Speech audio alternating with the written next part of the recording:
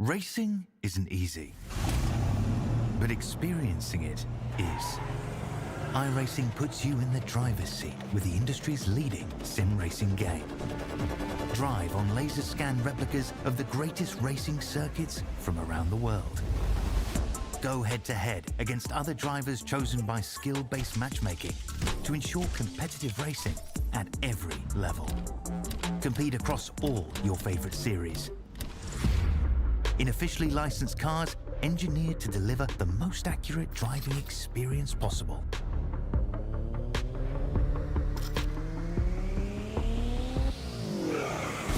Join a race or host your own with players from across the globe.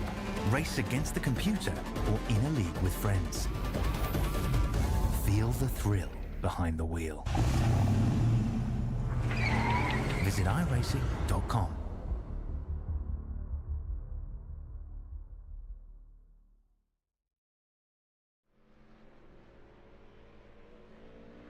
After last weekend's shenanigans and playing around in the wet weather as Japan descends into monsoon season, we make our venture back here for the Open Series. Ladies and gentlemen, Premier Endurance League and the Open Series number 2. Welcome back to Twin Ring Motegi, better known these days as Mobility Resort Motegi.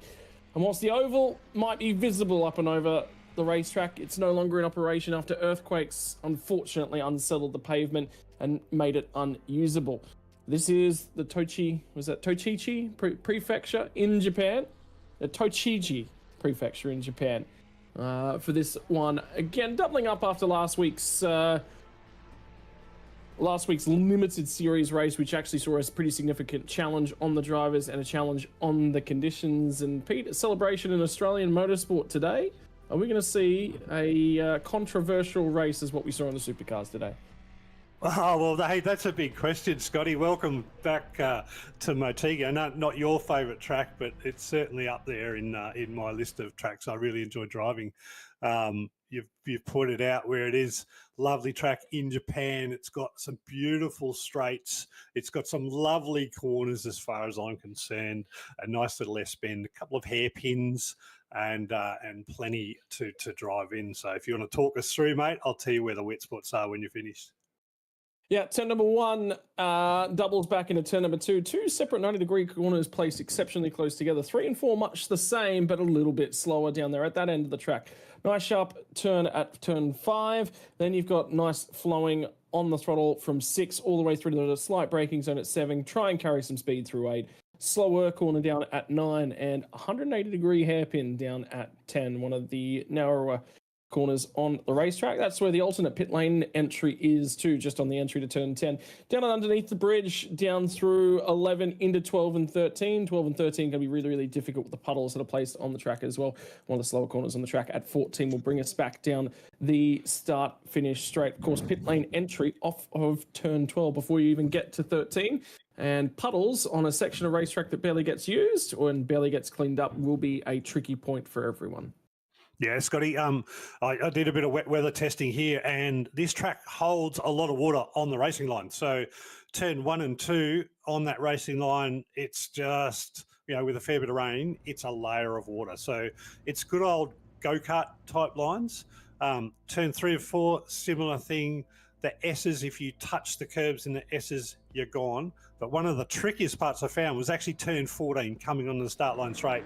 That was a really, really difficult corner to get right, and a little bit of understeer cost a whole heap of lap time. So see how these guys go, because it's going to be a bit wet as far as I know tonight. Well, potentially rain chance for the entirety of the race is basically increasing from the start right towards the back end. So definitely by the back end of the race, we are strongly expecting everyone to be on a wet tyre. This, however, is drivers' best opportunity to take a little bit of a look at the track conditions. And I can tell you it's very, very important that you get an opportunity to take a look at the track conditions. So there's a lot of drivers. Normally you see a little bit of a split. Some of them will jump out there for the warm-up. Have a look at the rain due to come in about half an hour from now we'll get the first lick of it. But of course, remember, there is a little bit of a gap between this here warm-up session and the start of the race session. Very short pacing lap here tonight as well, so not much of an opportunity to take a read. A lot of different drivers and teams taking a read on what the conditions actually look like at the moment. I'm seeing a mix of tyre types out there in this current session, and that will be a challenge as well for everyone else, is a mix of tyre types. Talk us a little bit about the strategy, because if you need those tyres to go a reasonable way into this race, and if they're the wrong tyre to start off on, you are going to be in for a world of hurt, because adjusting your strategy and on the fly, there's not a lot of room to do that tonight. So, Scotty, you talked about rain being predicted at the 30-minute mark, and that's a really crucial time because we've got 55% fuel tanks tonight. And the way I worked it out is in dry, you've got 29 minutes of running. In wet, not because you burn much less fuel, but because your lap times are quite a bit slower, you've got about 32 minutes of running. So essentially, on a damp track, we're going to get close to when that rain's expected. For me, is it worth taking the risk to start on dry tyres? It could be. It just depends on when that rain does come in, right? The track still has some standing water on it. And I'll tell you, dry tyres, and we saw this last week with the limited series, the dry tyres took a long time, probably 4 to 5 laps to really get some heat up. And the guys on wet tyres got a significant advantage in those first 5 laps. What do you do tonight? Oh, mate, I think you flip a coin. If you got a whole lot of, I guess if you're going to take a big risk, you start on slicks. For me, the safety start would be on wets, run them, and that way, if the rain is a little bit early, you don't have to come straight in. Yeah, we'll keep an eye on that and see how that tends to go. But at least for here tonight, ladies and gentlemen, it's going to be a challenging one for everyone to consider. That right there is probably one of the biggest reasons. That curb has a pond of water over the top of it. That means it's going to be a challenging spot. Slick Tie is going to take one look at that and say, yeah, that'll be a no, thank you. Don't forget as well, iRacing Black Friday sales have come through. I actually renewed my membership this year. It's the first time I had money right at Black Friday sales, and all of that went into the next 2 years worth of my membership. So I can tell you I am all the way topped off, 25% off renewals, and 50% off new memberships right the way through to December 2nd. Guess what? That's only a couple of days away. You got yourself 2 days to get that membership renewed if there's room in the budget. No, absolutely, Scotty. And remember, you don't have to have a subscription renewal right now to do that. You can make your renewal payment and get that saving. And then, for me, my renewal is actually April next year, and so it doesn't kick in. iRacing will save it until April next year. So that's the only way to get savings on iRacing membership. So we go from there. Yeah, probably the best way to describe it is think of a year's worth of membership as plus 12 months on your sub. That's the best way to think about it. Or plus 24 if you go for the 2-year option, because that 2-year option is so damn cheap. I'm so glad I picked that up. All right, we are getting through to the final 30 seconds of the warm-up at this point in time, so we will be just moments away from chatting about our qualifying results. Looking like we've got about 21 drivers here in operation, potentially 22. I've just seen a late entry of Terry Marsh into the server, who failed to set a qualifying time. So I think we might actually get out to 22 drivers here tonight. Front row, though, is going to be Sam Sutton from Orbit Drop Bear Motorsports. We don't actually have our championship leader available to us here tonight, unfortunately, is away. Stefan McCartan will line up alongside of him, only a tenth of a second between these two guys. They both tried different tyre compounds from within the qualifying session. Dean Mackay was able to go through just a quarter of a second in behind and 0.06 of a second back on row number 2. Zach Rattray White also, I believe, qualified on the wet tyres. They just weren't able to quite maximise the drives in that qualifying session. Daniel Yeaman a little bit further back on board for Orbit Drop Bear Motorsports will line up alongside of Lachlan Capel. 2 more Mustangs out to row number 3. Stuart Ellis and Adam Hughes are going to be coming off nearly a second back at the moment in the Merc and the Mustang, and that's off of the 4th row of the grid. Rounding out our top 10 is going to be that of Mark Foster in the Porsche. Porsche will be loving these conditions. Alongside of him, though, will be Alex Cattle in that Ferrari. We get back outside the top 10 for Andrew Scordilis with a little bit of work to do for the One Performance Racing Mustang, and Kurt Chapman, the Project 36 Mustang, will line up alongside. Then we'll go out to the next row back. Owen Coleman, a little bit deeper in the field. He'll be behind Fozzie, and probably not all that happy with the way that Justin Martin's performing in the wet. Angus Lawford will line up alongside of him. We will get back to 15th and 16th here for Trent Allen, 200.4 seconds off the pace. 29 thousandths of a second, though. Eric Fenson, these two rather close together. Remember, there was a lot of squabbles from Eric Fenson back at Road Atlanta.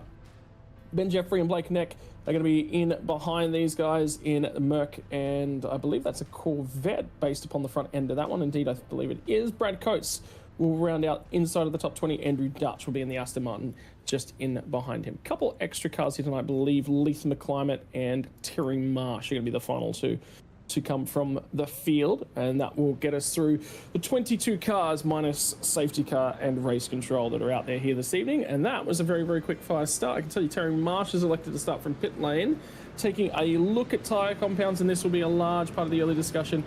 Everybody's on a wet tyre. There was no one willing to gamble on putting a slick tyre on in the middle of this one, and that will be Pete Baxter returning to us. And Pete, we've just seen the starting grid and the lineup for everyone. Everybody's on a wet tyre. There was not a single person thinking about gambling that time. Absolutely, mate. Safety first, and Andrew Dutch is driving. So welcome back, Dutchy. Good to have you on the grid. Good to have you on the track, and good luck for tonight. Good to have him here so his teammates can mercilessly mock him as we're going to go green flag racing for the front end of the field. Sutton will lead us away down into turn number 1. The rest of them are going to get boxed in a little bit. Mackay is trying to have a go at Stefan McCann. McCann will be forced to go the long way around on board the Ferrari. Looks like it's heating its tyres up. Actually, Mackay and McCann are going to get into it just a little bit. At the moment, it looks like it's a fraction dry for those wet tyres, and they'll go off quite quickly. But this opening lap, they're going to be extremely quick. And therein lies the benefit. Who can hang on to the tyres and not overcook them into the middle of the stint? Mackay runs it in deep down into turn number 2. Have a look at the rest of the field starting to feed in the background. Hughes has managed to grab a spot, and teammate Stuart Ellis. Scordillis has grabbed a couple spots as well. Dan Yeaman and Lachlan Capel hanging around. Everyone's just looking for a little bit of visibility, I think. Spray's not too bad at the moment.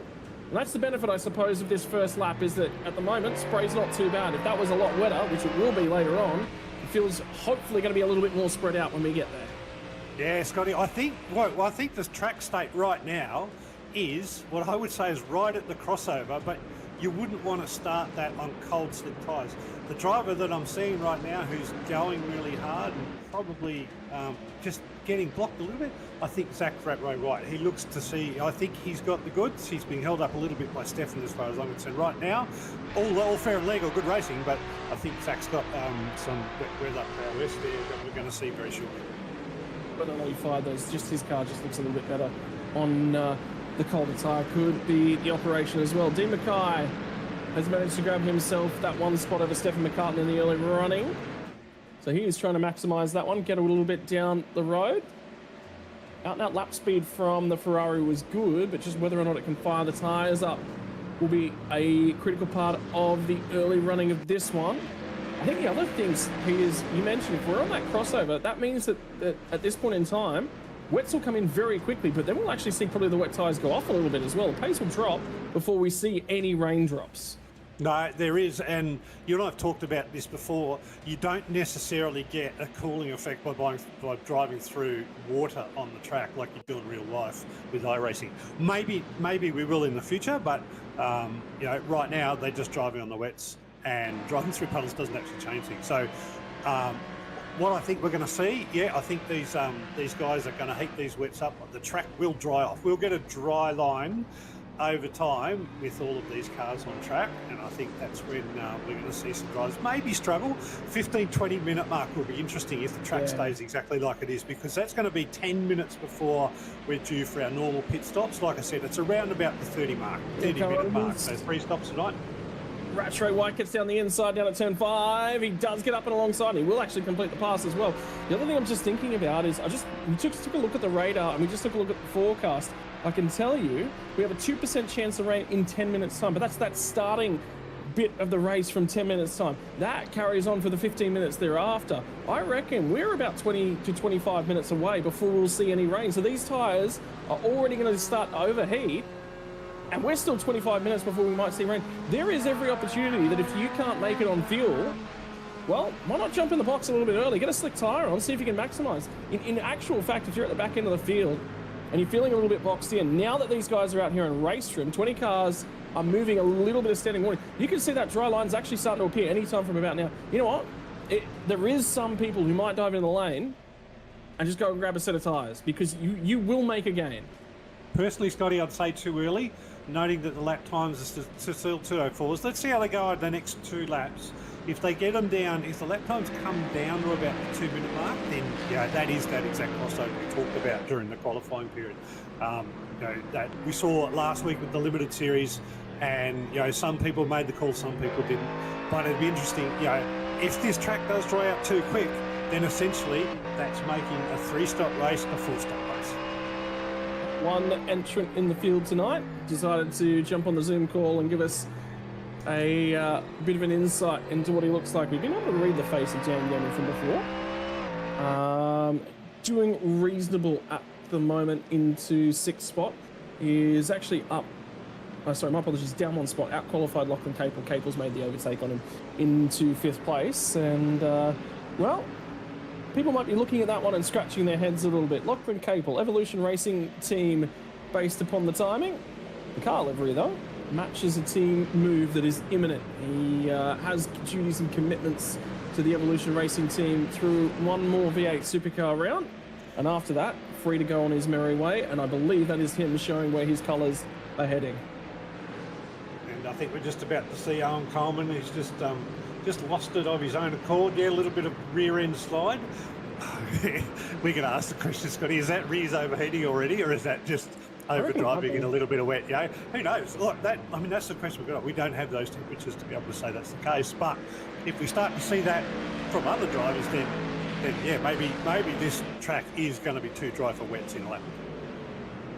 And Scotty, what I say last lap, 2-minute flat, right on that crossover. Yeah, crossover. Right. So, yeah. So essentially, I think we're right. I think we've got about 10 to 15 minutes of running here, and then we might see some drivers come in and take that slip-stop gamble, because you and I both know, you can drive for a little bit of time if it's really light rain on slicks, but you've got to have them hot to start with. Yeah.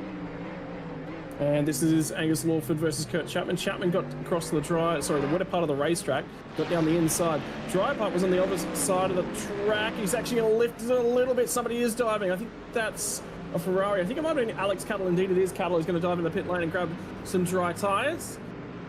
In the meantime, I'm going to keep an eye on this battle. Blake Neck is the next car that's actually in behind these guys, and the Chevy who's starting to arrive on scene. Chevy is actually due to receive some updates, and that patch was, I believe that one's 2 weeks away before we get our patch. We're very, very close to an update from the iRacing service. Actually, it might even be next weekend. My apologies. Just watching Alex Cattle's pit stop, mate. He he stayed on wet tyres, so I didn't see the car raise. I think he stayed on the same hot wet tyres that he came in with. So that to me is just a fuel or a damage fix. Yeah. Anyway, keep an eye on board. Rattray White has now made the move to get alongside Dean Mackay. He's going to try and go out the outside. It was in some puddles on the switchback between 7 and 8. He went around the outside of 7, and there was dry groove out there. When he got to 8, that's where the puddles started to come in. Now he's placing the car in a little bit better spots. Again, I'm seeing enough of a groove there that yeah, I reckon you can get some dry tyres up to temperature. But again, the challenge is keeping it on the island whilst you do so. Keeping the car underneath you. And watching and waiting. But I can tell you that there is still no rain on the radar for now. Adam Hughes is keeping an eye on everything going on up ahead of him. That battle pack from 2nd through to 5th has tightened up just a little bit. Hughes is off the back of Dan Yeaman at the moment for 6th spot.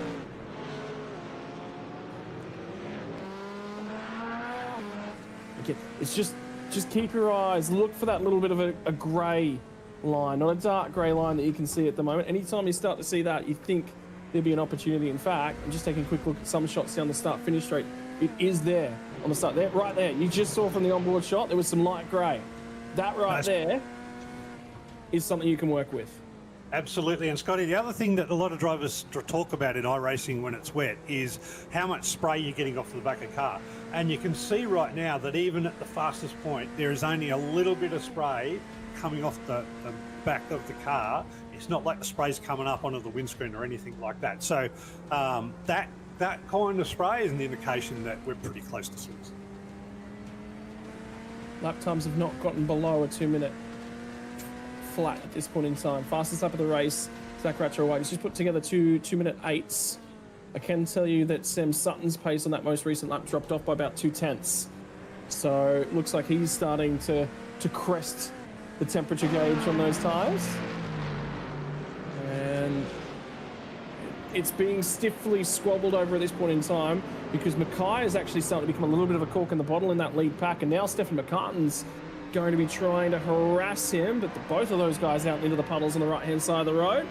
Mackay's going to cover to the inside, down to turn 10. And I tell you what, Lachlan Cable's going to try and sneak up the inside of Stefan McCartan if he can't put the power down. And indeed, difficulties for the Ferrari of getting traction pressed into the ground. That's allowed Cable a little bit of an opportunity to run to get alongside. More than alongside. He's about even with the Ferrari heading down the hill into turn number 11. Looking for the outbreak. They're going to pinch each other nice and tight. A little bit wide. Touch of the grass now. This will be the challenging second, though, through 12 and 13. Capel's out and into the puddles, and that is why Stefan McCartan holds on to the spot a little bit longer. Carries great speed at the final corner as well. Yeah, great driving by both of those drivers.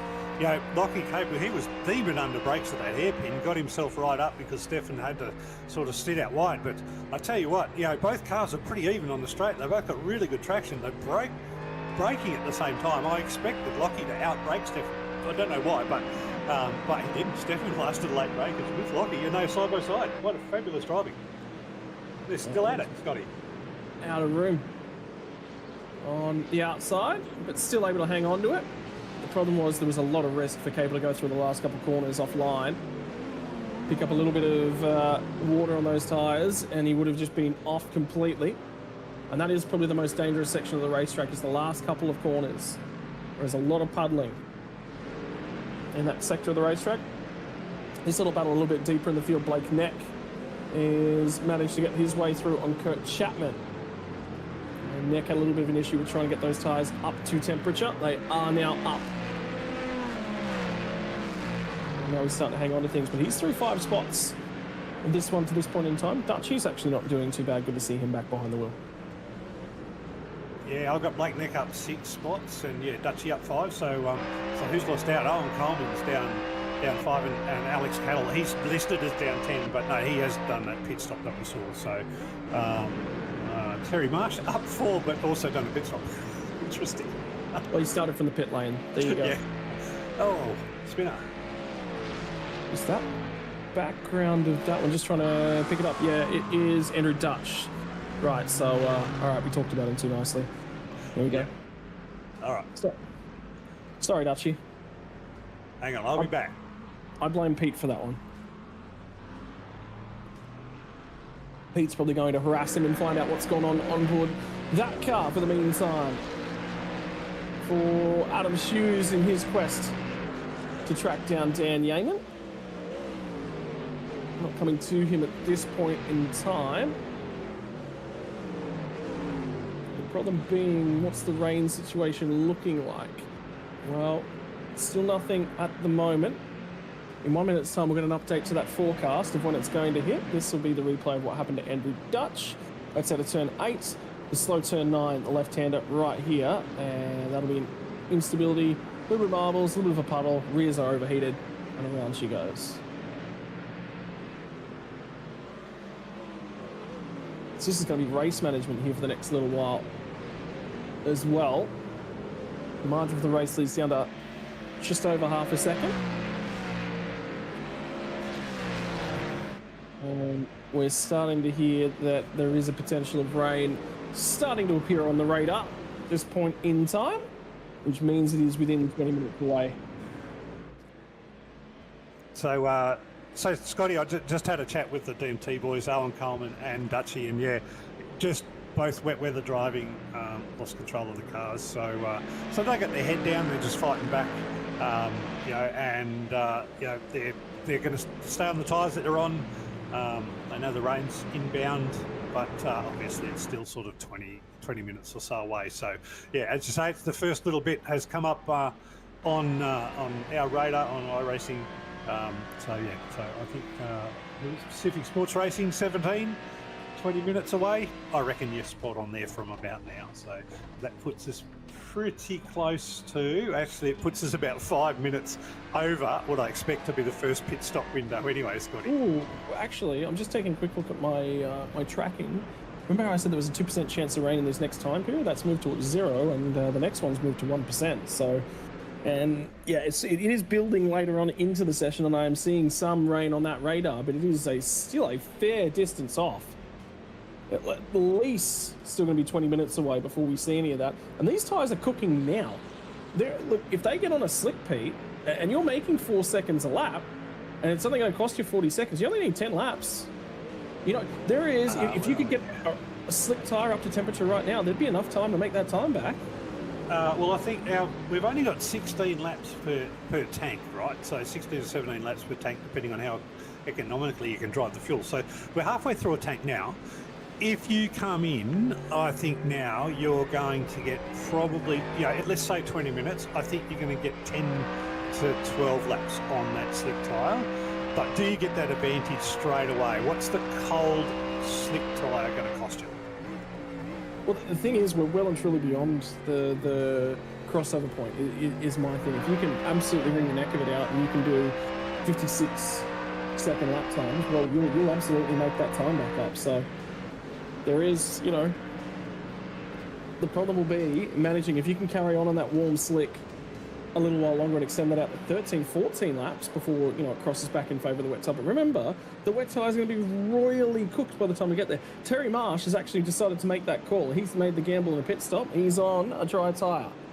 All right, we got someone to watch. I was going to, my next question to you, Scotty, was exactly that. All right, who do you think should be making that gamble? Should it be anybody from P15 backwards? So Ben Jeffrey, Brad Coates, Dutchy, Young Coleman, Terry's obviously in that mix. Or, and if you're the leader, do you think about it? I think as a leader, I think you just have to keep racing the people you're racing right now. I think trying to do something different if you're in the sort of top 5 would be silly. But I think for somebody else, if you're down the back, what do you got to lose if by taking a risk? Well, I'll tell you the drivers that I think should be taking that risk. Blake Neck, Andrew Scordilis are the two that sort of jump out to me. And I'll give you the reasoning behind why I think they jump out as the likely candidates. Is we've seen a lot out of Scordilis. I've actually been really impressed with he's made a lot of jumps forward this year, and this is an off race and an off round for him. So there's an opportunity for him to maximise and take a little bit of a risk in the hope of a better result. Because right now, he's about 4.5 seconds back from teammate Stuart Ellis, so he's not going to make that gain. So Blake Neck's the other one coming through from the rear end of the field. The only problem is that Corvette's nuance in it is that it doesn't heat those tyres up all that quickly. The benefit of that is these conditions right here, so that actually kind of flips it back on. But yeah, I reckon there's a gain for Blake Neck at the moment. He could potentially get onto a dry tyre and go steal some spots. He's going to struggle to make spots up on the racetrack.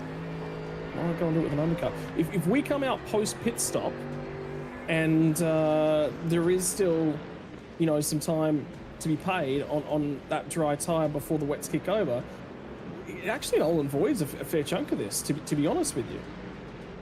Yeah, no, absolutely. And you can see that the dry line on the track is emerging lap by lap more and more at the moment as Stephen McCartan as it goes at Dean Mackay.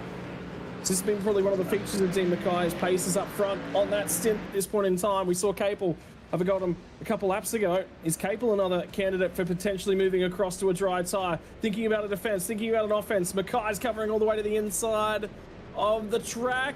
Not able to get down there, but this is going to open that door yet again for Lachlan Capel. Can he find traction? He'll back out when they get down to 12 and 13. Of that, you can be sure, because risk versus reward. And it's McCartan who's actually going to be the driver to dive to pit lane. And again, the reasoning behind that one's a little bit more clear. He's fighting. He knows that he's quicker. He knows that there is a time gain. And Hughes is actually going to follow him. Ellis is not going to follow him. I didn't expect the whole lot of them. And I think this is wrong for the whole team to dive in, because you need somebody to stay on that alternate strategy to try and take advantage of it. So this is where having a group of guys all together, like Capel's actually been able to take full advantage of that one and get straight by Dean Mackay. But again, this comes down to, we need this dry length of time. If this goes longer than 10 laps on the dry tyre, and we think they've missed the best opportunity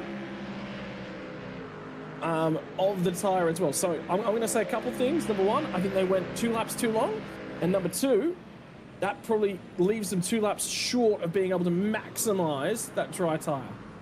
No, absolutely now. But now, Scotty, we've got somebody who's in the top 5. We can now really get a benchmark. Like you and I both talked about, we think that flat 2 minutes is the crossover, right?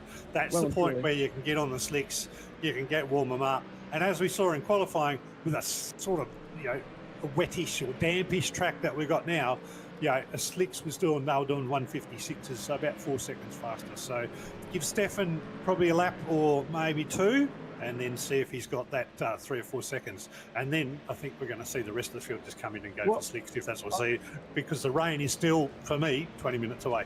You say that, but I'm watching the outlap at the moment of McCartan, and realistically, he actually looks like he's a lot more confident than he did in the wet lap. So, there is definitely an air of keep it on the tram track, but that looks to be a lot better performing. And now he's got a dry line that he can tip into right here. He can stay 1.5 miles away from the puddle. There is a mega gain of being on this dry tyre at this point in time. The problem will be on the strategy gain, and we're not going to know the benefit of this until we get beyond the half an hour mark. We're still 10 minutes away from the strategy starting to open up in this one. Yeah, absolutely, Scotty. Like I said, it's about 16 laps of fuel for the starting track, maybe 17. Someone just jumped in. Sam Sutton's in. Sam Sutton from the lead. So that says what he thinks of the conditions at this point in time. I think Capel continued on. All right. So what we really need to see is we really need to see where Sam comes out in relation to Stefan Martins. Because if Stefan's got an immediate undercut, then he was about 3-4 seconds behind Sam. But we'll see where Sam comes out. Remember, there will be probably maybe 3/4 of a second worth of extra fuel Sutton might have added. There was a big moment just then for Stefan McCartan out the final corner. So he is back out ahead. Yeah, that rain's not coming quick enough, by the way. That rain is barely moving along. So we're probably another 5 minutes on, and it's actually still a fair way away. Yeah, I think I'm going to call this. We're going to dry flick stint ahead of us, Scotty. One stint, exactly. We're not looking for rain now, and I think even from Stefan, and the guys pitting now, I think there's still a full stint. I think that's sort of almost 30 minutes. The speed that rain's sort of coming in. And Sam Sutton, for me, just ran a green sector, which means his personal best sector of the race on a cold tyre, and that was between. The straight between turn 2 and turn 3 and all the way down to turn 5, and he's extended that green sector. So he's immediately found time and massive amounts of time. Terry Marsh just did a 57 flat from the rear end of the field and sets the fastest lap of the race. That tells you the speed here. Brad Coates has picked up a penalty on the pit lane entry, I'm going to go ahead and assume. Because it is a tricky pit lane entry. And this is Adam Hughes starting to close up on a couple of cars at this point in time. That's Coleman, who's still on a wet tyre and still running. McCartan's trying to go the long way round here. But you've got to be careful because you've got to make sure you keep those slick tyres on a dry on a line. You could just see Hughes' car didn't turn. He got a foot wide, and all of a sudden the car didn't want to turn. It didn't want to perform. But that's the difference. And remember, that's a second lap slick tyre. It's not up to temperature and pressure just yet, but there is already a major gain for these guys. Absolutely. Adam Hughes has sent 3 purple sectors on this lap alone, and if it wasn't for that little bit of a slide, he was on his turn for another one. So you just talked about him, and you've absolutely thrown a puddle under his tyres at that point in time. Literally 3 purple sectors, and around he goes with the words out of Pete's mouth and the timing on that one. Oh, no. Oh, I'm sorry, Adam. I cannot believe. Oh, yes, he's on for a purple lap. He's just set 3 purples, and on cue, the rear end of the Mustang went around. Oh, I better go. Oh, no. Oh. Such I'm probably lucky Adam Hughes is not in one of the Discord channels, mate. I needed to go and apologise to him. Anyway, Hughesy, get back on the horse. You were flying there, and look, he hasn't lost too much spots anyway, to be honest. When it all evens out and the guys still on slicks, or still on wets, come back in and get their slicks, I think we're going to have a similar story. Looks like Stephen McCartan has made an advantage by being the first to come in. Yeah, he's the second closer than he was since coming out of the pit lane. Sorry, Sam Sutton coming out of the pit lane, but I think he's taken about 2.5 seconds out of Sutton. We're getting a really, really good read. Stuart Ellis has just run a 55.6 on those tyres. So again, that's a 5-second delta to the wet tyre guys at this point in time. Rattray White is going to get murdered if he doesn't pit here. And he is in the pit lane right now. So, and you know what? He is still going to be at a massive disadvantage because there's a ton of guys with speed at the moment that'll probably pick him back off again. And he's going to have to go and make all of that gain and all that ground back. But the tricky part will be, I think it's worthwhile saying we will get rain at this point in time, but the heaviness and severity, how quickly it kicks in, and then the degrading conditions, that is going to be the crux of this race. It's great that they've gained time on the strategy right now, but the crux of the race is going to be leaning on that challenging conditions period, Pete, and surviving that period of the race. Yeah, but I mean, to be honest, right now, even the rain that we've got seeing on the radar, it's very, very light, Scotty. So it's the kind of rain that you're going to start in slicks anyway. The one I've been watching, like Stephen McCartan, we talk about him being the first to come in and go to slicks, other than Alex Cable, of course. But Stefan came in, the first of those leaders to come in. Lockie Cable and Stefan were racing each other. They were fighting side by side, lap after lap after lap. Lockie Cable has lost 8 seconds to Stefan by coming in 2 laps later. That is 4 seconds a lap you've been talking about, Scotty. Yeah, well, I mean, the thing is that what they would have been hanging out for is everyone pitting. And if everyone was pitting, and it took them all off their strategy, then it was absolutely better off to stay on the wet tyre, because if it's about connecting the strategy dots. That's the risk of coming in for the dry tyres game. Right, that's the risk of that strategy. If it had hung on and the rain had come down a little bit earlier, you absolutely, so it was right on that crossover point between the two strategies, and it just swung massively in favour of getting across and onto a slick tyre, which is why you've seen these guys, the deltas trade-off being quite major. Change of position between the teammates, I believe this is Capel and Yeaman, and these two guys are on cold tyres right now. And a massive moment for Lachlan Capel. I can tell you he is right now battling away with Andrew Dutch, who was desperate to try and not let some positions go. No, Scotty, and the other person I'm looking at right now is Dean Mackay. He's still on the slicks that he started with, currently out, but he's losing a lot of time to those guys that are on slicks. Sorry, he's still on the wets that he started with. And I'm going to say, if he can hold out on the wets and not have that extra pit stop, then that, I think right now, that's going to be what he's sort of looking for. And yeah, to be honest, we're 3 minutes away from what I thought was the pit stop anyway. So, so maybe we're pretty close to him actually not having that extra pit stop, but going to get on slicks anyway. Yeah, but he's just lost 7.5 seconds on that lap to Adam Hughes. And that is the point that we're talking about in terms of destroying that race. It's great that you're hanging out there. It's great that you're eliminating a pit stop, but you can't afford to lose 8 seconds a lap. 8 seconds a lap, 5 laps is a 40-second pit stop. We're now hitting that point where Hughes has been on those tyres for 3 laps. Have a look at the difference between Sam Sutton, who's now P2. There are 2 guys left, I believe, out there on the wet tyres at this point in time. My apologies, there's 3. Trent Allen, make it 4. Angus Lawford, Mark Foster, Dean Mackay, all still hanging around, and Owen Coleman's actually still on a wet tyre. He's well and truly lost out massively, and that'll be his day virtually done in that one. But right now, 4 guys on a wet tyre. Trent Allen's going to have to yield on this strategy very, very shortly. In fact, he's actually just about to get sent by Adam Hughes, who had to cross a couple puddles to get that overtake done, but has managed to successfully do that one. Lawford's just lost another spot as well, just down the road. He's just lost that one to Stephen McCartan. McCartan is now on Foster. McCartan's in an effective P2 in this race right now, but they've still got about 8 seconds to gain to get their way back to Dean Mackay. That will be the challenging factor, is they've still got to track down and take some time back out of him. Mackay's now into the pit lane. So he is giving this one up, but he's made an error on the pit lane entry. He's picked himself up a penalty of some sorts. Sutton will now lead the race. It's going to be up to McCartan, who's going to make this pass for P2 in the background as well. Foster's going to be promoted back to P3 in a few moments when they go past. But for Foster, he's losing out at the moment. He's 2 laps away from potentially, maybe at the end of this one, he might be due in, which would be 15 completed laps. Potentially that 16th lap. 28 minutes and 45 seconds. He's on the window, but he is on struggle street. And there's a bunch of them fighting for it. Rattray White is now starting to close back in onto Adam Hughes. That margin's out to 4 seconds. He's just gotten through on Trent Allen. There's so much happening. This is Trent Allen back here at this point in time. He's got Capel about to go for a send down the inside. Capel has. Something happened to Dan Yeaman as well. He's now lost ground out to a couple of these guys. Hughes will go through. Sorry, my apologies. Scordillis, it was in the OPR car. Yeaman has gone through as well. And Trent Allen was just sort of left there and told, well, bud, your tyres have had it. They're cooked. Try and survive around the outside because there is a train of us coming through.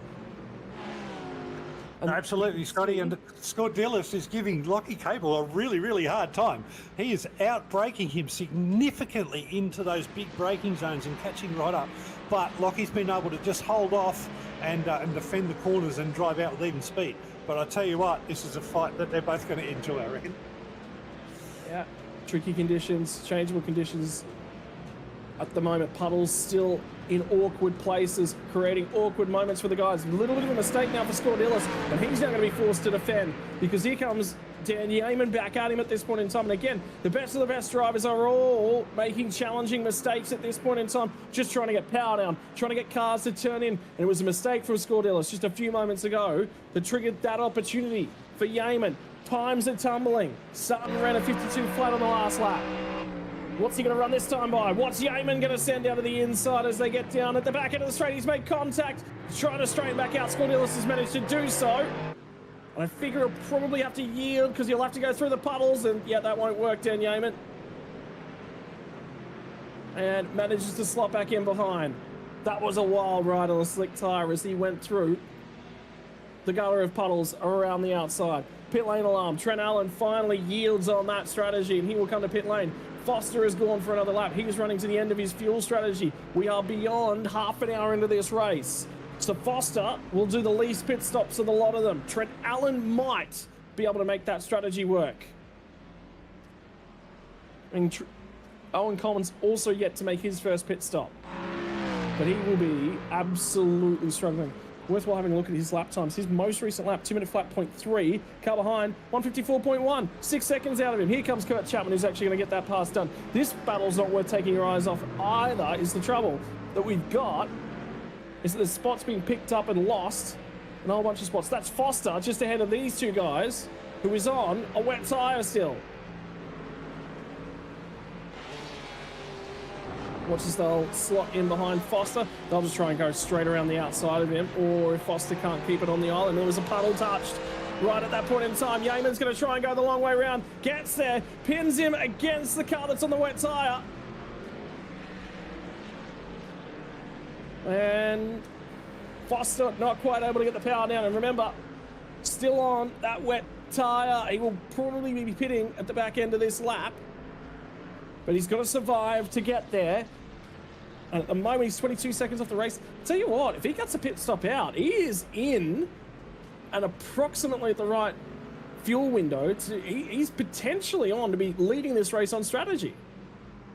Yeah, absolutely, Scotty. Like I said, well, I don't know. You're still going to save that pit stop, right? Which is a whole 40 seconds at the end of the race. But right now, you know, they have Foster and Owen Coleman. They took the gamble to stay on slicks a lot longer. They haven't, they're just driving, so they don't have a view of the radar. They didn't realise how slow that rain was moving. It's caught you and I both out. You know, obviously it popped up on the radar, but it's barely moving. It's barely coming towards the track. So, you know, when earlier we said, hey, there's rain coming, it looks like it's going to be about 20 minutes into the race. To be honest, it's moved about 5 minutes of that in quotation marks 20. So, I think for sure we're going to see rain in the back hour, but I think, this is a slick stint to go. Owen and Fozzie both hanging out for it. Brad Coates, meanwhile, and to quote, collecting black fags like they're game trophies. Blake next just had a moment we're hearing just recently as well. Blake next also coming into the pit lane. I don't think he was coming in the pit lane, Scotty. Surely that's going to be an unsafe lane entry. Yeah, it's not a pit lane entry. That's why. No, yeah, he might get a shortcut time, which will drag off pretty quick. But hopefully he's got enough fuel to do enough lap if he was running out of fuel. Late neck pit butt on the end of lap 13. So he's in a Goldilocks zone in terms of the fuel that he had to add. Right. So the critical thing is, I think Foster has jumped on over to that dry tyre now. Where will he actually, is he pit? He is. I'm sure I saw Foster just driving the pit lane.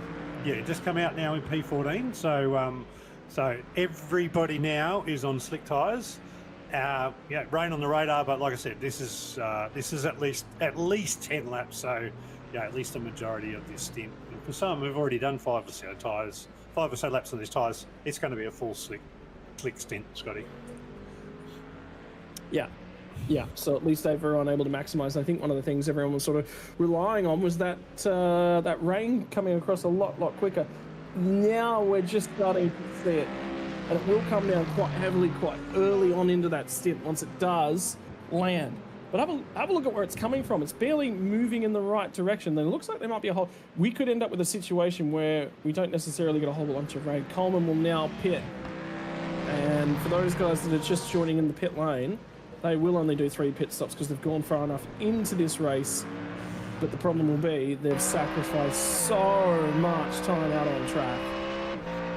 Now, if you have a think about it, I mean, yeah, we're going to watch Owen Coleman drop down the line now, but Owen was down the back anyway because he had that spin. So he's got nothing to lose by taking risk.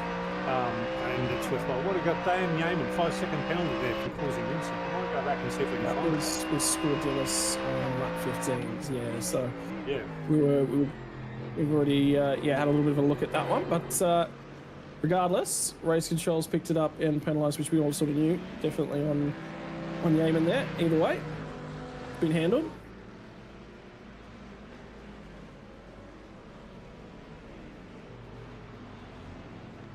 In the meantime, I think this is Andrew Dutch struggling and in the wrong place on track. Out and a little bit wide, and Trent Allen will scoot on through. Looks like he's got his tyres up to temperature now. Struggling to near as much, and then I say that, and he has a big old wobble entering into turn 7. Terry Marsh has also had some dramas that we're going to see a new fastest lap for Rattray White. This is at the exit of turn 1 into turn 2, and now onto that straight. Rear end of the Mustang. Let's go. New fastest lap of the race, down to 49. I tell you what, they would now be 11 seconds faster than those wet tyre runners. There was absolutely a crossover point. And I reckon Rattray White is kicking himself for how long he held out. Yeah, absolutely. I agree with you, Scotty. I mean, we called it when Stefan McCartan came in as potentially a lap early, but as I think, what's the cliche? So you've got to be on the right tyre at the right time, and Stefan picked that perfectly, and he's gained a great advantage over the drivers he was racing with from it. So good luck to him. Well done. I got to say, Pete, I actually reckon that was crossover point 2 laps earlier than that. I really genuinely think that they waited far too long. Either way, it's the risk. The risk was the strategy, and that was the problem. And I think Rattray White's actually going to go faster on this lap because I'm seeing a lot of purple sector times for him as it stands. Right. Foster, has he worked his way into this tyre stint now with a little bit of temperature into them? Dean Mackay's actually just ahead of him, so this is where he's recovering after his penalty. And that was for entry of pit lane as well. And Mackay's lap speed is the other 151.7. Andrew Dutch is ahead of him, was 3 seconds slower on that most recent lap. So the next 2 cars, which is Trent Allen and Andrew Dutch, both struggling significantly. So this will turn itself into a 3-car battle very, very quickly.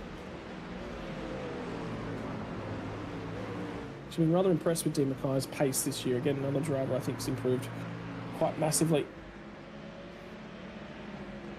As that producer is just sending me cricket-related memes on Facebook, I'm sure. I get a notification. I just heard my phone go off. And I saw it was from Jay, and it was absolutely cricket related and on Facebook. And for those of you who don't know, Sam Constas was bowling in the PM's 11 game for a little bit of fun in the background. Can't bat, can't bowl. Oh, big moment for Andrew Dutch at the bottom end of the hill. So Dutchy struggling to keep the car on the island at the moment.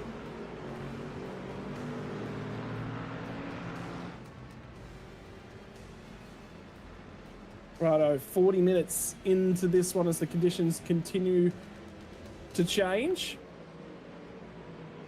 And the tricky part is taking a read of that race thus far. The conditions and reading them has been the biggest challenge of them all. And D. Mackay actually just took 2 seconds out of Trent Allen on that most recent lap. That's Andrew Dutch in the background. Now the rain's starting to speed up. You know, it's moving much quicker to the track now. But there's also a bubble in that rain, so it mightn't, the actual rain mightn't get to us. See other bubbles, like just in that approach. What I'm watching, Scotty, Stephen Carton, Stuart Ellis, Adam Hughes, Andrew Scudillis. They were the early stoppers. Lap 9. We're now on lap 20, so that 5 laps to go on fuel.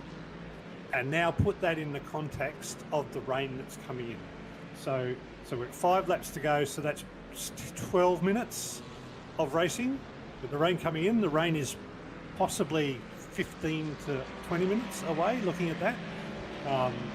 What called you, mate? You have to stay on slicks, right? Even though there's a green patch in that rain, you can't put wets on until it's here, really.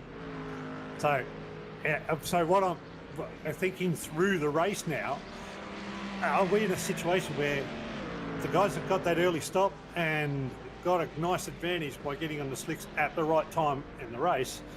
Are they now in a situation where they might potentially have to double stop given the timing of the race and now their new pit cycle? Whereas the likes of Coleman, Foster, those guys who hung out on dries for a lot longer, they've now got a bigger window to be able to drive to on the slick tyres to get to when that rain comes in, and might not necessarily have to do 2 stops. Well, it's I would say that it's a little bit of a, gain then loss. And the reason I'll give you both here, I think Ben Jeffries actually just at a moment down at turn 1 and 2. And the reason I'll say that is, yeah, sure, look, if the window does fall on that marker, but if it doesn't, then realistically, the earlier you came in and put slicks on, well, if you can get onto those second set of slicks nice and early, this will be the replay for what happened to Ben Jeffrey. 1 to 2, touches the curb on the inside. Yeah, you can't do that just quite yet. The confidence level comes up, and you want to use as much of the track as you possibly can, but it's not back to a dry line as of yet. So realistically, Pete, is you've got to clear. If you can get half an hour in on this stint and then 15 minutes into a second stint, that's actually perfect for those guys. But if you get half an hour into this stint and then you only get 5 minutes into the next stint before you switch over to wets, you have to sort of make 2 pit stops and you get no gain. So that's the risk, I think, versus the reward. And the unknown is the speed of that rain. It's like a really awkward speed right now because of the way that it's shaping up. Like, it might just go around the track, without actually raining. So but we know it's there, we know it's on the radar, and we'll get Jay to keep popping it up so everybody can see what we're talking about. Otherwise, we're just 2 random buffheads talking about rain that doesn't come in a race over 2 hours. And that would look silly. So you better show the radar, Jay. You know what? Don't. If Pete looks like a buffhead, I'll take it. That's a win for me. So. It's got to happen every now and then, doesn't it? Once every 50 years or so is okay. I can live with that. Hey mate, who was taking advice from me in a 24-hour race about what tyres to put on and when? Who was the crossover guy? Yeah, early on this year. Yeah. All right. For the moment, though, Blake Neck is continuing to make some progress at this point in time. Closest battle on track. Sort of keeping an eye on as he runs down Angus Lawford. So making some gains again. Took 0.8 of a second out of him on that most recent lap. Best lap of the race actually just came at the last time of asking, 49.4 for Adam Hughes. In fact, it was a 49.499. So effectively a 49.5 5 from Adam Hughes. So his speed is quite good at the moment, made a little bit of a gain. But everyone in that lead group sort of down at the low, mid 49s, you would say, at this point in time. So again, it's just about managing and getting deep enough into the race. But it's interesting to note, that's when you consider the lap speeds that we started at, we've had a 15-second speed time differential between lap 1 and where we are right now. That's moved that marker for how many laps. I think my numbers that I was showing earlier on in the race, we're only going to get about 55, somewhere from 52 to 55 laps. We're out over the 60s now. Ooh, sorry, another issue. Yeah, well, I mean, that's look, 1 minute 50s. I estimated us to do 62 lap race. So we're, when we're doing 2 minutes flats for the start of the race, that's going to slow us down to about sort of in the 50s, Scotty. So we'll see how it goes. And as the rain comes and the lap times drop off again, it's going to drop back a bit. That's that moment for Terry Marsh again. Just tricky tyres. The problem with these conditions is that the groove you have to drive is incredibly narrow. You sort of got to keep it within that. If you don't keep it within that, that's the issue. And as that groove widens up, obviously it becomes a fair bit easier. But there is still so much standing water. Air temperature is, I think, big factor within this one at this point in time. And that will be causing a lot of grief. Low wind speed this evening as well. 13 kilometers an hour is rather low at the moment. This is Stefan McCartney keeping an eye on. And there's the big thing. That sun leftmost icon, ladies and gentlemen, 19 degrees Celsius air temperature. When that air temperature gets a little bit hotter, let's say a 25 or so, the puddles disappear significantly quicker. Yeah, and Scotty, this track will hold water. There's particularly on the curbs, on the inner curbs of a lot of races. So even though the guys are running on a dry line, they still can't jump onto the curbs like they normally would. There's a lot of water in some of them. And we've seen a couple of people touch them and then, they just lose the car straight away. So it's still a tricky racetrack to drive. Yeah, not easy at the moment. This is the battle between Kurt Chapman and Angus Lawford, as Lawford's going to get down the inside and get that one done. Blake next, the Corvette in the background, that's just starting to range up on these guys a little bit. Somebody's got an issue at this point in time. And Alex Cattle, who was having a difficult night to this point, has got a meatball flag. That is a lot of puddle on the left-hand side of the road, and then it just kept going. Oh, yeah, that's a big hit. It's certainly, if he hasn't used it already, because we saw Alex go in quite early, that's a fast repair job if he hasn't used it already. Yeah, so we'll wait a little bit, I think, just to see if there's any update from Alex Cuttle. In fact, he's left the server for the evening, so his day is indeed done. Now, this is the teammates. Adam Hughes and Stefan McCartan, and mates as well. They've been friends for a fair while. These guys, across multiple different team partnerships. Moved around a little bit. Good on you, Jay. You're a legend. You keep putting up that radar. I love your work. Scotty, I'm trying to... John Trott, you're out there on listening to us on YouTube. John's made... He must be spotting for Stefan. He made the call for Stefan to change on the slicks early. I'd really like to see if John can come and join us in the chat, because I want to know if he's spotting and doing that call for Stefan, what they're thinking about where the rain is and how it's coming up. I'd love to hear from you, John.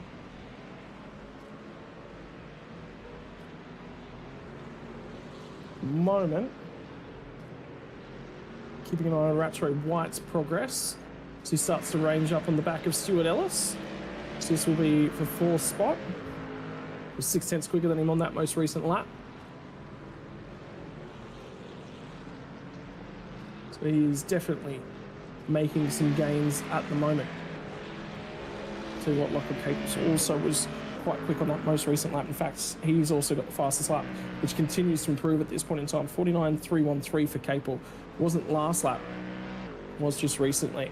That's our race leader, Sam Sutton. That's the gap back to Adam Hughes and P2 at the moment.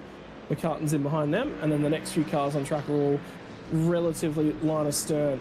You have Ellis, Rattray White, Capel, 4th, 5th, 6th.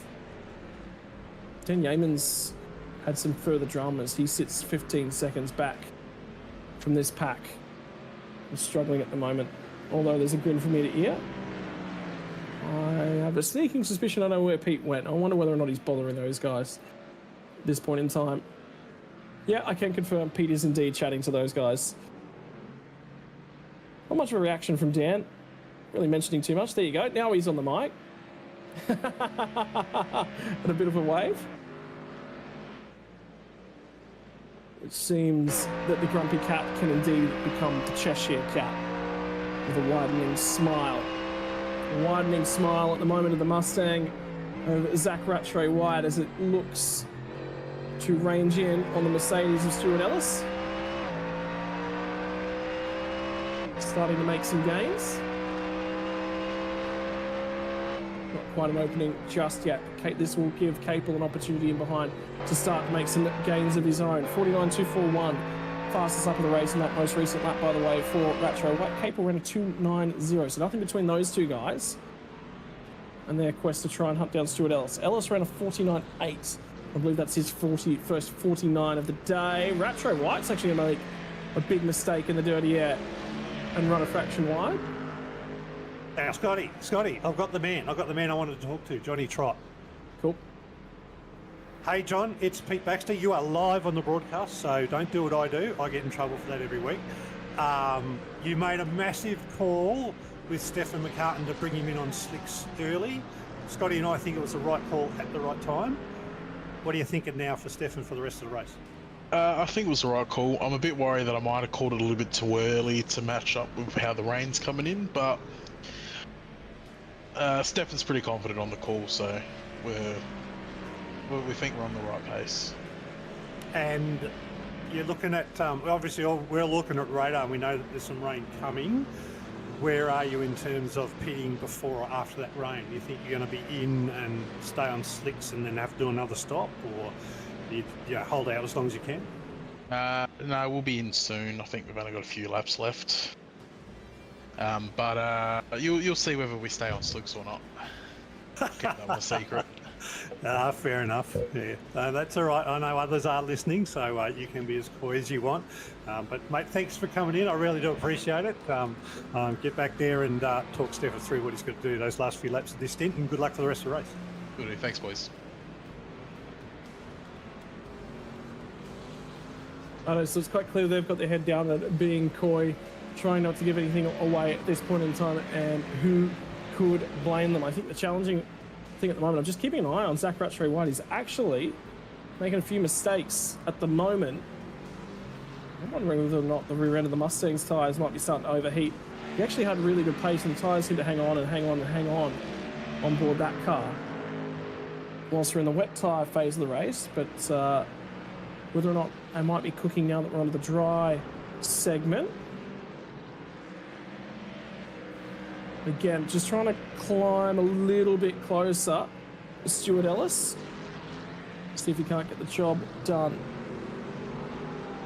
Yeah, Scotty, I just also had a chat with the Orbit drop pair guys, so Dan Yeoman, Lockie Capel, Sam Sutton. Those guys are flying, as we know. They're pretty sure that they're going to end up in a pit stop situation before the rain. So I think in Dan's words, we're just going to take it as it comes, do whatever stops we need to. And they will keep their head down and see what they can continue doing. And there's a bunch of guys jumping into pit lane right now, and it was those three guys that all came in together. And all the drop bear guys, 2nd, 3rd and 4th on the road will clear a little bit of a hole for Zach Rattray White to get out and into. The critical factor will be, can they make the game? So Hughes, McCartan, Ellis, fresh set of dry tyres. I don't think they will tell us too much. And there's been a replay for Andrew Scordillas, who's potentially had a moment of his own. Yeah, it is a moment of his own, I believe. That's actually over at turn 9. Gets off the racing line so he can rejoin nice and safely. No, and I was keeping an eye on Scordillas there, but as you guys were watching, he had a spin. He was the 4th of 4 drivers that pitted on lap 9, so all of them now have come in. That they got an 18 lap fuel stint out of that. So a little bit more fuel efficient than I calculated at the start of the race. So that's not too bad. It doesn't change the pit stop side. It's still a 3-stopper plus whatever you would need to do if the rain comes at the wrong time for the race. But yeah, no, as the guy said, you know, they have to stop because they're out of fuel. There's only one tyre to be on right now, Scotty, but that's unfortunate because we know that rain is coming. And that'll be the big thing, is how much you're pressing on, how deep are you looking to try and take it, and how quickly is that bubble of rain transitioning towards the circuit. And I tell you what, conditions out there are continuing to improve for the short term and devolve for the long term, I think is probably the best way to talk about it. Blake Neck has made some gains. Yeah, look at that bubble. It's just interesting. There is a wall of heavy rain behind it. Should we get it, we will transition into heavy rain very, very quickly. For Neck, though, at this point in time, he is 14 laps into his stints, probably about 4 left to go, as he looks to try and maximise the warm tyres he's on at this point in time. And indeed, a mistake from Stuart Ellis will certainly help that one. That looks like a set of cold, slick tyres he's just placed on board car number 73. The grip differential between those two cars? No, it's got to be expecting Sam Sutton and Kurt Chapman in next, based on the lap 10 pit stops that they had. Sutton's got a good deal of control over the race at this point in time as well, so for now it's just a little bit of the status quo as we wait for this next round of pit stops to eventuate, and everyone's sort of just waiting on a big mistake from someone as well. And we are closing in on the 1 hour mark. That could be a critical number to hit as well. Sam Sutton's actually just started his 18th lap on this stint, so I believe he'll be in at the end of this one. With the margin that he's got, there's every opportunity he spends the remaining half of the race fuel saving to try and eliminate that stop. Yeah, well, if he's able to pull this in mind, this is lap 29, so this would be his 19th lap, Scotty. So so that's a lap further than the others have done, and that's well and truly over the 30-minute mark. So that would put him into 34-minute mark, 19 laps, particularly as the times slow down, which means potential. I can't say this, Scotty. He won't get away with this in one more stop, because we know he's going to be on slicks, and we know halfway through this stint he's going to be hitting the need for wet weather tyres, right? Well, we assume. we assume it's, yeah. But widen that window where you get the benefit is the big thing they're all thinking about tonight. Compared to last week's race, we had a vastly different race. It came and it went a lot quicker. Last weekend, and Sam Sutton rejoins the racetrack, and he will rejoin relatively comfortably clear of the field at this point in time. That's McCartan on his way through. Yeaman's in, and Capel are both in as well. That's Capel rejoining. Now, remembering that will be probably onto a cold tyre for car number 8. Oh, look at Adam Hughes wringing the neck out of the Mustang in the background, and the attitude out of turn 2. So he is trying to put the power down. Yeah, Adam was sensational on cold tyres at the first stint too. So let's see if he's got that same, I guess, blister of speed, burst of speed as he's on cold tyres. So it was interesting that his setup must be sort of one that works really, really well on the colds, because others are taking a few more laps to warm up.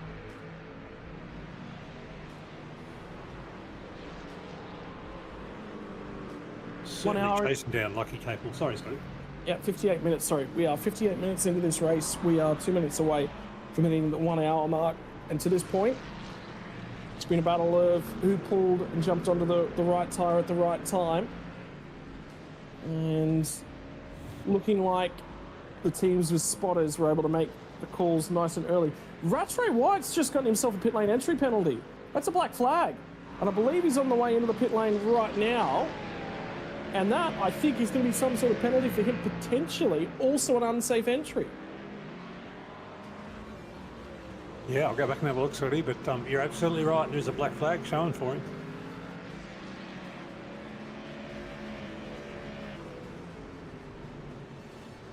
Yeah, he cut the pit lane. He cuts across the lane. Cuts the entry. Yeah, he touches the water in the puddle. And that's the part of that one, so he'll be annoyed with it. Watch this on the left right here. So the two little markers there, you can't touch those. That's the issue. That would have triggered, I think, a slowdown penalty. Potentially that you have to clear by the line, and where you get it, and then you have very little time to resolve it. Well, for him, he's stuck in pit lane. There's not much he can do until that penalty has been served. So he will wait. And wait furiously, about 5 seconds away from rolling it out of pit lane. So, hang on. Oh, Coleman's had an issue, had a drama of some description. Parked up. At this point, this is off the exit of turn 4. On the run down to turn 5 where they go underneath the bridge. And he is still not moving. Same thing, Scotty, exactly same thing that happened to Owen early in the race. Coming out of that turn, he's just lost the rear end and all on his own.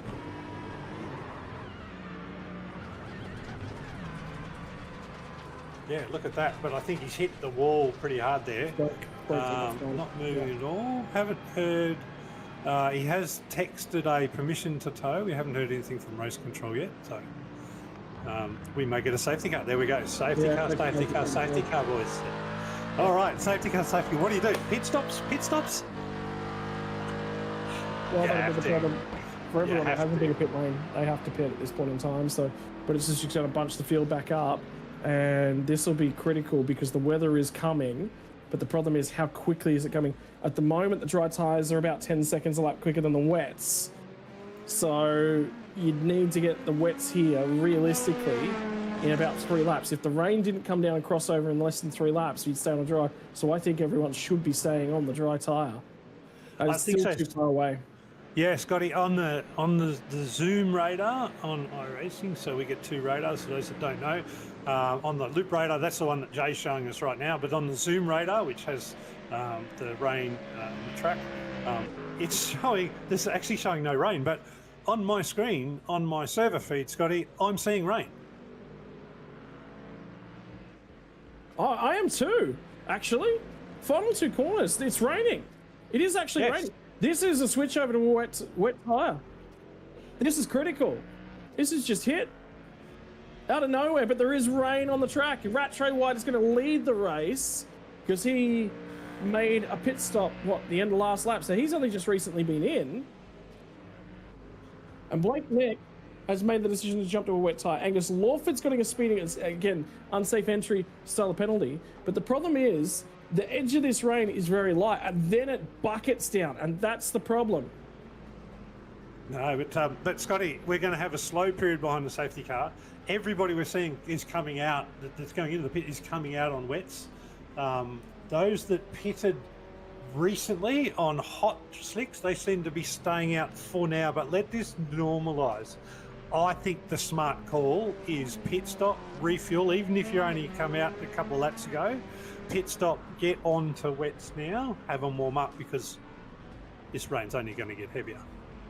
It's only light for now. And then we're going to cross over here. And it won't be long. Yeah.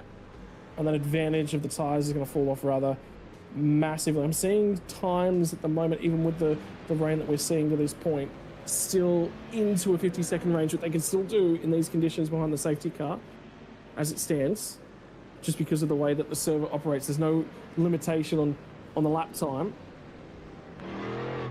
And that's a car that's struggling. Is that... Yeah, that is Sam Sutton in behind him, so he's actually okay to be doing that. He's not losing any time. That's our race leader. And there we go. So the leader has just picked up the safety car, so this is the time when those slick tyres are going to start to cool off. They'll stay pretty warm, I think, for this safety car period. If the rain stays as it is, Scotty, given that they've got a tank full of fuel, it's probably not a bad call because they're going to have to change the slicks eventually, but the longer they can go, I think the better off for them if they can stay on the slicks for a little while. There's a lap car in that queue for Mike Foster, who sits second in that queue, which will be interesting because they'll need to let them go as much as possible. Sutton's already warming them aggressively because he is very desperate to maintain some temperature. Wouldn't be surprised for them to try and clear these cars as quickly as possible. You know what? If we go around this next lap, I reckon we're going to hit this crossover. Yeah, no, let me remind everybody about the weaving behind the safety car. So right now, while the train is behind the safety car, everybody can weave and do tyre manoeuvres. As the safety car is called to drive off to pit lane on the lap to green, and the race leader takes control of the field, all tyre warming manoeuvres, that's weaving and accelerating or braking, must stop, and the cars must be within 3 car lengths of each other. It might be 2 car lengths of each other in this series, but the cars must be close together, get ready for the race start. There was a fair bit of conjecture at our Watkins Glen round about who was weaving when, and it's all been cleared up now. So whilst it's all fair and to do it right now, Scotty, but if they do go early, I think it's going to be another lap because everybody's going to catch up the train yet. We're still going to do wave buys. So, yeah. Ladies and gentlemen, this might actually be a great opportunity at this point in time. Want to say a big thank you to the sponsors that keep everything happening for the Open Series. Then we might just take a little bit of a break because there's wave by procedures. There's a lot to sort of unpack at this point in time. So proud partner for the Open Series is SUDSPEED, and they also bring us the safety car. QB Graphics and Sim Racing and Focus bring us the Premier Endurance League Open Series. Ladies and gentlemen, we'll be back in a few.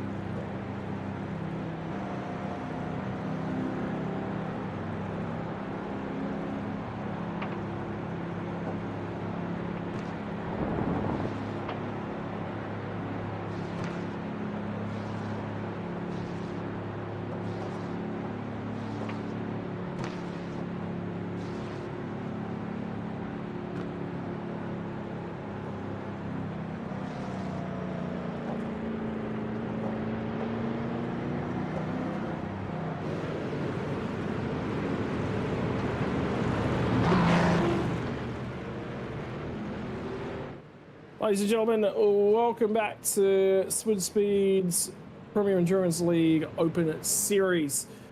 And pit stops and the safety car have just been underway.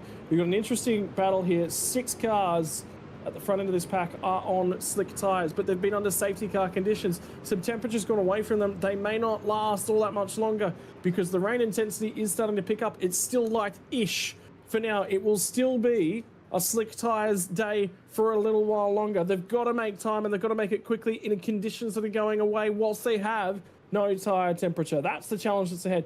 Kurt Chapman's the guy to keep your eyes on. See if he can actually make some gains.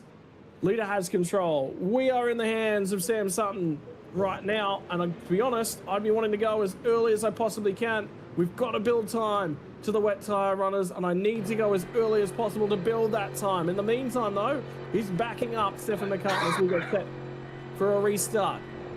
These tyres have been on these cars for a couple of laps now.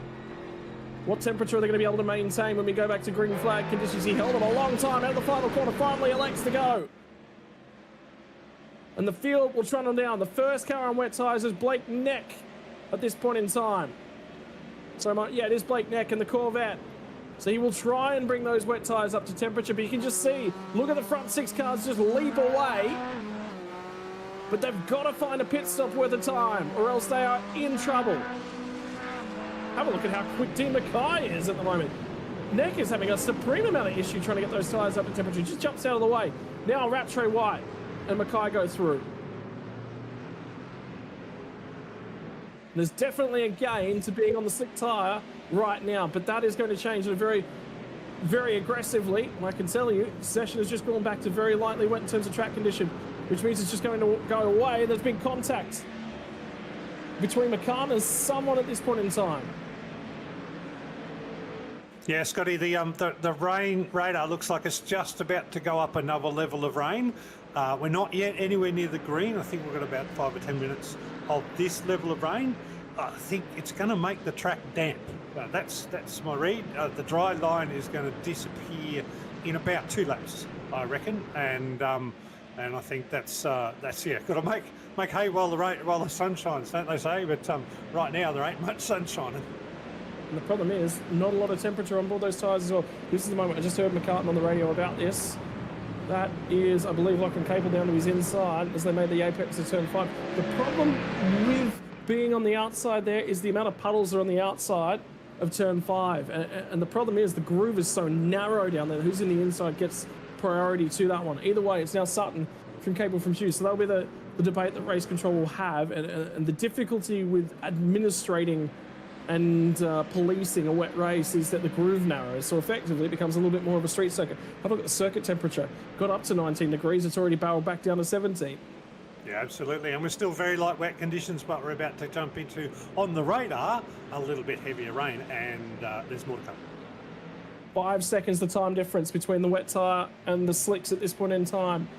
Mackay just ran a 59.1, Rattray at a 59.3. And the slick tyre guys back into the mid-50s. But, again, that temperature not in the tyre. I'm still not seeing a lot of spray. The slick line is narrowing.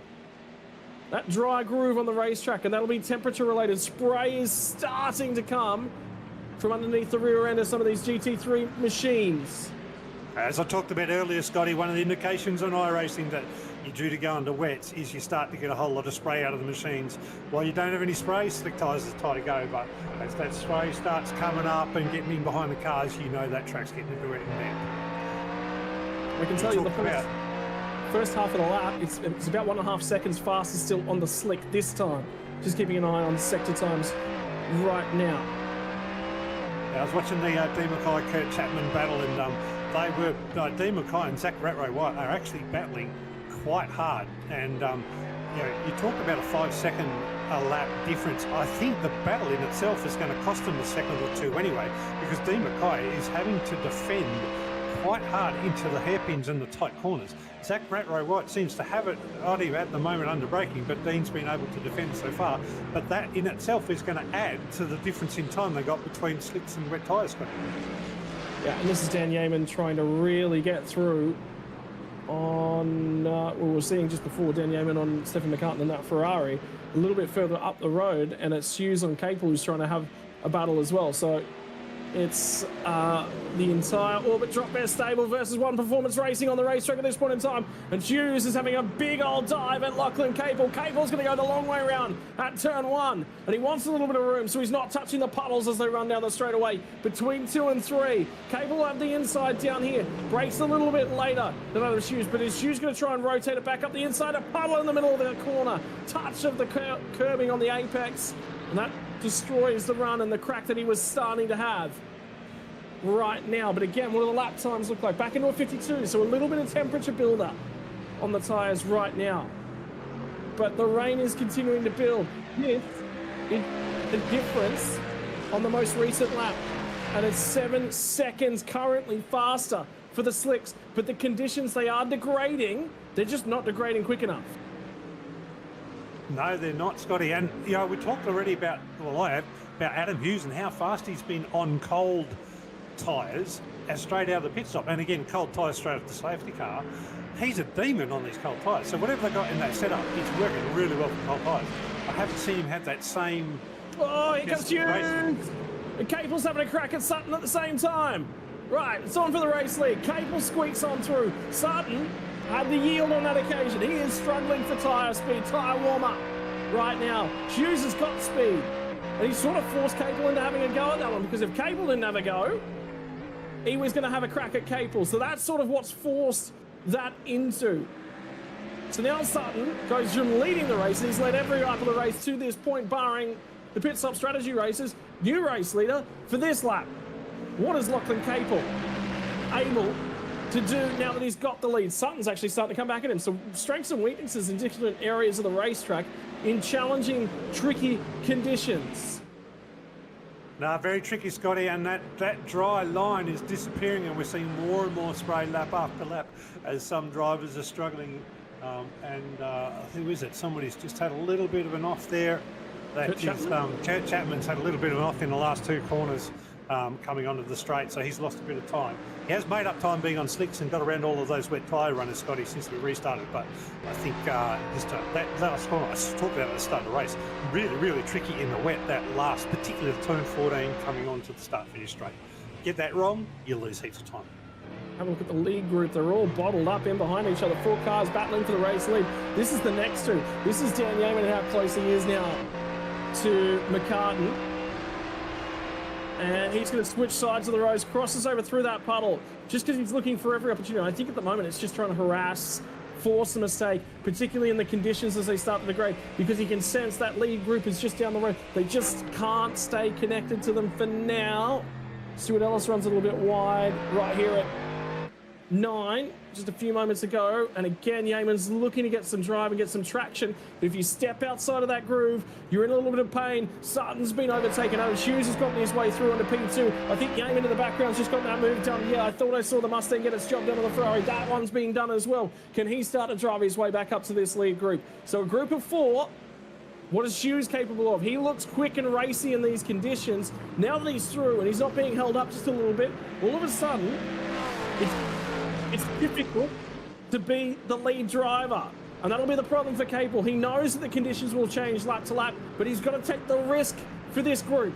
Needs to take a look at the lap times as they come this time through. Dan Yeaman's had some issues as well. I think there might have been additional contact between himself and McCartan. Lap time still in the 54s and 55s. Mid to high 54s, if not into the 55s. How long can these guys continue on? They're still 5 seconds a lap faster at the moment than the wet tyre runners. They're yellow in the rain. That is the heaviest bit of it.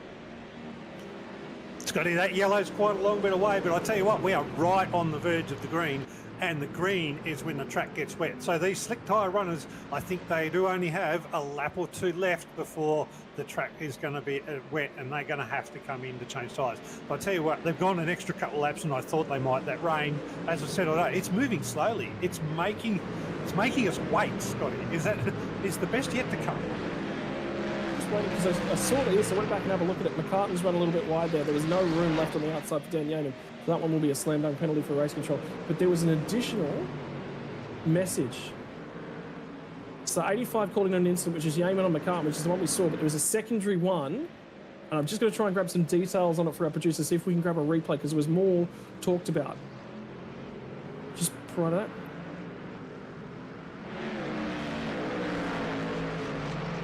and it was lap 38, hairpin bump and run for Stefan McCartan. So I think he's referencing turn 10 on lap 38. So he's saying that the only reason that Yeaman got through was a bump and run. So it's a little bit being paid back in both essences. This is off of turn 9 and the run down to the hairpin. Crosses him over. There's overlap there. And he's saying, so Stefan McCartan's effectively saying that at that point, that's completely different. I tell you what, the OPR cars just all dived into pit lane. All of the drop bear cars did not. And there is still temperature and there is still warmth on board these slick tires. They just done a 56 and 57, so the temperature and the times are starting to grade out of the slick tires. I reckon we're only about 2 laps to go before we'll get off the slicks, but I think the game is still on the slick right now. The problem will be is warming those wet tires up. And now, do we have a look at Zach Rattray-Wyatt and think he's pulled a masterstroke out of this one? There will be one pit stop at least left for the whole field, by the way, after getting back onto these wet tires. Yeah, you're absolutely spot on with that one pit stop, and it could be from here with 40 minutes to go. It could be just a splash and dash with the same wet tyres, because I can tell you the rain is not going away. We're not going to see dry running again once everybody's on slicks. This is the way they're going to settle for the end of the race. So when is the right time? And is the right time faster? Scotty, I think you're right. I think at 56, 57s, I think you still got another lap or two where you've got a 3-second advantage.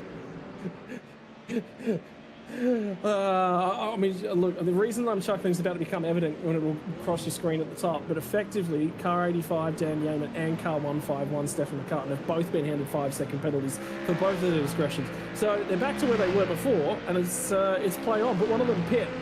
So there's McCartan's penalty, and it'll be very, very quickly followed by Car 85 gets 5 seconds as well. So they both got 5 seconds for that one. I'm gonna be honest with you. McCartan's was a slam dunk penalty. Yeaman's is one of those ones where it depends upon the conditions, and for me, it's an incident. If it happened in the dry, yep, it's a penalty. If it happens in the wet, yeah, it depends on who's the umpire. And we didn't. The shot we got doesn't tell another story. It's the greasiness in the conditions. So it is what it is. They'll both take the slap on the wrist. Everybody else is in for wet tires now. So that changes the script.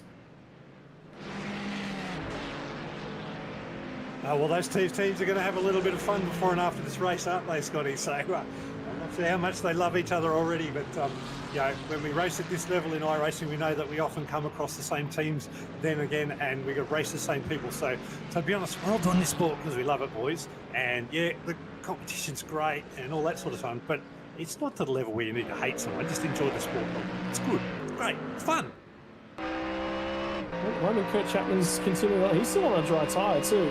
That level of spray is definitely indicative of issues trying to keep that tyre up to temperature. I was just taking a quick look. None of those guys that came in actually got a penalty as well, which is really, really interesting. And all the guys who stayed on the dry tyres for one extra lap have actually made a gain relative. Just watching a little bit of a moment for Stuart Ellis as well. So the guys that crossed over, which is the One Performance Racing stable, might have gone 1 lap too early. They are trying to bring their tyres up to temperature. The problem is we don't 100% know at the moment whether or not they did come 1 lap too early, because we won't know until probably the end of next lap, once everything's sort of normalised, will be the problem, because the wet tyres, and you can see these guys crawling around on a lack of grip at the moment. But one of the battles that was definitely being watched was Yeaman versus McCartan, and that is McCartan back down the inside. And that one lines itself back up again. So those two will have each other to duel with to the end of the race. But as for Andrew Scordilis, he's dropped in behind Lachlan Capel. Now, Scordilis did come down in that safety car period. This is the replay of the move on Yeaman. There was a little bit more room between these two guys this time by. Not by much. Great racing. Lots of side-by-side stuff, Scotty. I like it. I don't mind a little bit of side-by-side bumping, right? But anyway, we'll see how it turns out in the press in the long run. I'm just watching all the time, Scotty. We are back now to to 201s up at the front. So so that's certainly back into wet tyre territory. Yeah, nobody should be on slicks. Kurt Chapman's still out there on slicks by my record. The last bastion to come in. There we go. Well, everyone's abandoned the slick side now. Did he pull it up on his way to the pit lane? Oh, Yes, hopefully he he didn't get a black flag out of that. Oh, he got away with it. okay. That's Yep. good. Yep. But just pulling it up for the pit lanes, the challenging aspects to this point. Actually, I'm just going to go back and have a look at Kurt Chapman's most recent lap times. I was very, very curious whether he's still able. So, you know what? He still ran a 2-minute flat, 0.5, the lap before when he pit, when everyone else had already come in. So the speed was still there on the tyre. It was just difficult to extract. So he still could have gone a little bit further before he came in for wet tyres. Right.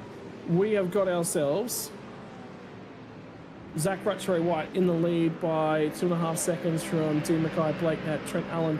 Lachlan Capel's the first of the guys who have made pit stops since the safety car. So he will have less fuel to add at this next stop. And that could see another reshuffling of the order as well. But first and foremost, you've got to survive through this section of rain. And as we've already documented, conditions are only going to worsen.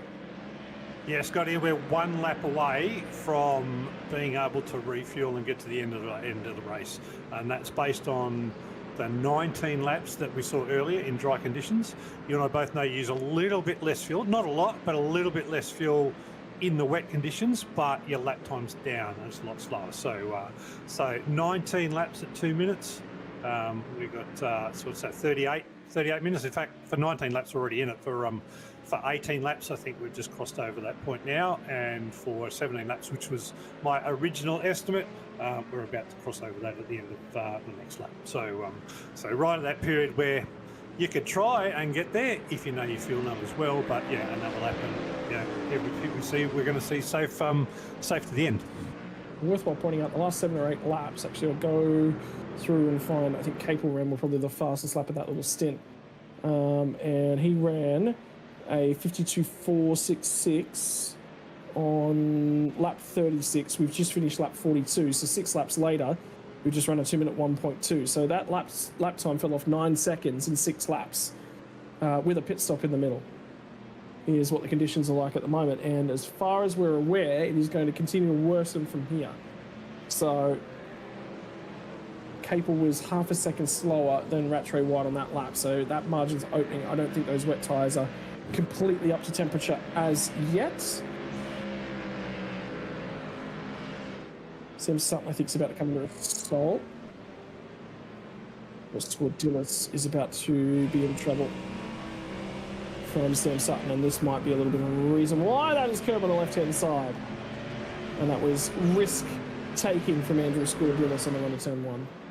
Yeah, massive risk. This track is getting wetter and wetter, Scotty, and there's a lot of, on the edges of this track, there's a lot of standing water, and as more rain comes down, the racing line gets very, very slick. So expect to see, when we get really wet, off apex around the corners for people to maximise their traction and get off.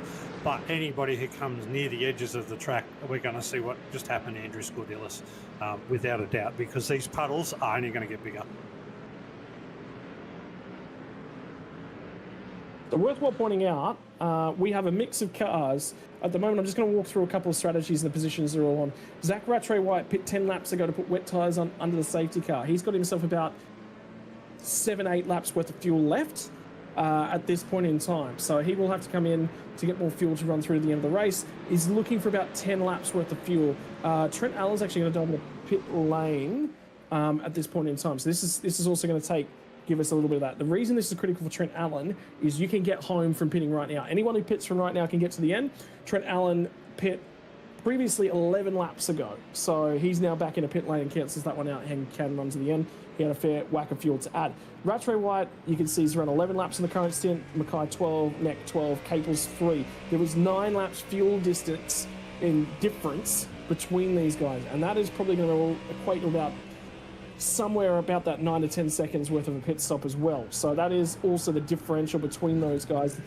So realistically, if Capel's 10 seconds back off the lead, he doesn't lead. And I tell you what, at the moment, he's about 2 seconds off of that window. So everything is really, really close with whether or not it was worth putting tyres on under that safety car. It is, and ladies and gents watching along at home, we can't tell exactly how that's going to play out. We can sort of guess and gesture and you know, that's what we're here to do. But realistically, we're not going to get a solid picture of this race for another 8 laps yet. No, but Scotty, yeah, Actually, at least, no, it's a little bit longer than that, because I think I think Lockie can go almost up to about 5 to 10 minutes to go, and do it fairly much a splash and dash to get the end. Gets to the inside of Scordelis, and he completes that pass. That is 5th place on the racetrack too. So a little bit of a bump and grind as they go up into the hairpin. Scotty, the one thing I'm noticing though is a 1.5 second lap time difference between Rattray White, Mackay Neck and Lockie Capel, Sam Sutton. So the guys out the front that have got less fuel are also about 1.4, 1.5 seconds a lap quicker right now. And if this battle between Scordelis and Capel keeps up, then that advantage that Lockie Capel has from that pit stop, Scordelis is going to eat that up on him. Yeah, we'll just have to watch and wait at the moment. And this is the rear view mirror. Sorry, my apologies. It was Sam Sutton who got that job done. My apologies. Wrong car. I was talking about the wrong car. Sam Sutton who got down the inside of Andrew Scordelis and got that job done. So that's a little bit of a change in things. Capel's already 2.5 seconds down the road in a really, really good spot right now. But again, fuel mileage is very, very critical to this one, and the margin between Rattray White and Capel needs to be about that 7 to 10 second range. He's ahead of that. I believe Rattray White will come out ahead, but that is me again gesturing and thinking about things. I don't believe anyone else left in this race will take a set of tyres at their final stop, so it's not going to be worth it. You won't get those tyres up to temperature, will be the problem. Yeah, and as you can see, Scotty, I think we'll see it on the broadcast now, you can see the tram tracks of the cars, which tells you how much water the track is gaining on it right now. So it's getting wet and wet. Moisture being added to the racing surface. This is Dan Yeaman at the moment, who has gotten through on Stuart Ellis. It looks like Stuart Ellis might have had a moment at turn 3 and 4, I believe, on the current lap. So lost a fair chunk of time. That might be worthwhile keeping an eye out for.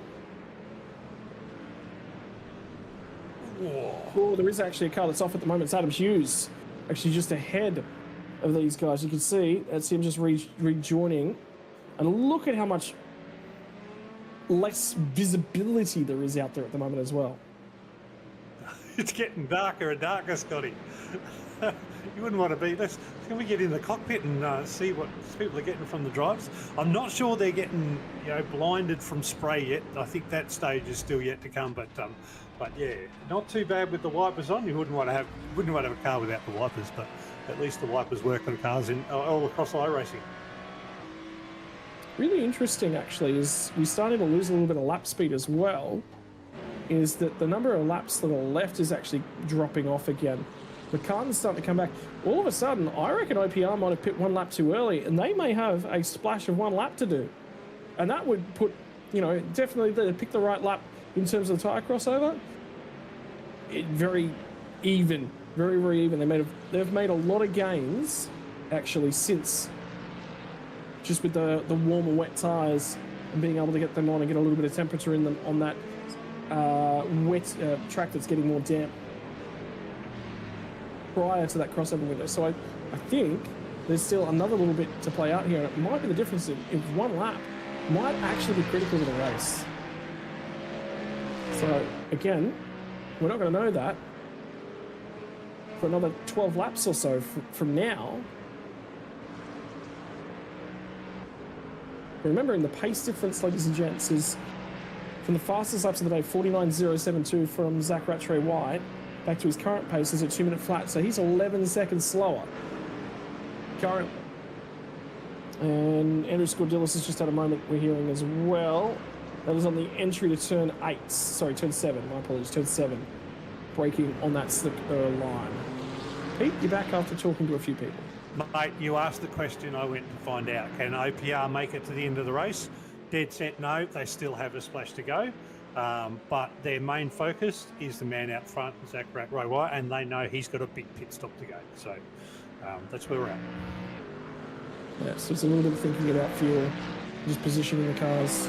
I wonder whether or not Capel's actually pressing on, and Sutton might be saving fuel at the moment as well, which could be, in theory, relevant to this race, because Capel can't make it. And it's going to be a challenge. You know the Mustang, I was just looking backwards at that Mustang, and that spray, is it just me or does it look like a Bentley? The Mustang? I think that's you, Scotty. There's No, absolutely no Bentley about that at all. Are you sure? Have a look through the spray and the gloom. Like, I'm talking through the gloom. Oh, all right. When you put a massive bit of fog and you can't actually see the lines of the car, that's what I'm talking about. Yeah, it's got the fat shape of a Bentley's back end. I was going to say another way, but that's about as close as I can get to it looking like a Bentley. But yeah, anyway, and the lights are distinctly Mustang, right? It was actually a really, really interesting announcement as well. Well, it's not even so much an announcement as it is a discussion. Owen Coleman's had another issue, by the way, and I think he'll be done for the day, and he is stuck.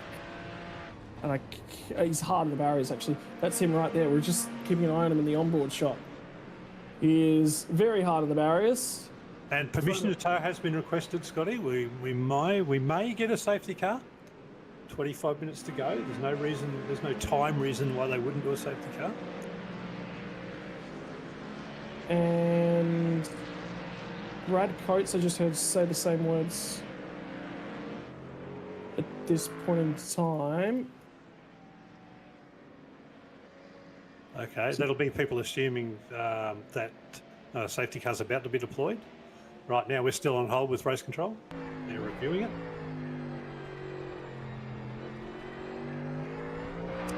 Coates just coming in for a final stop.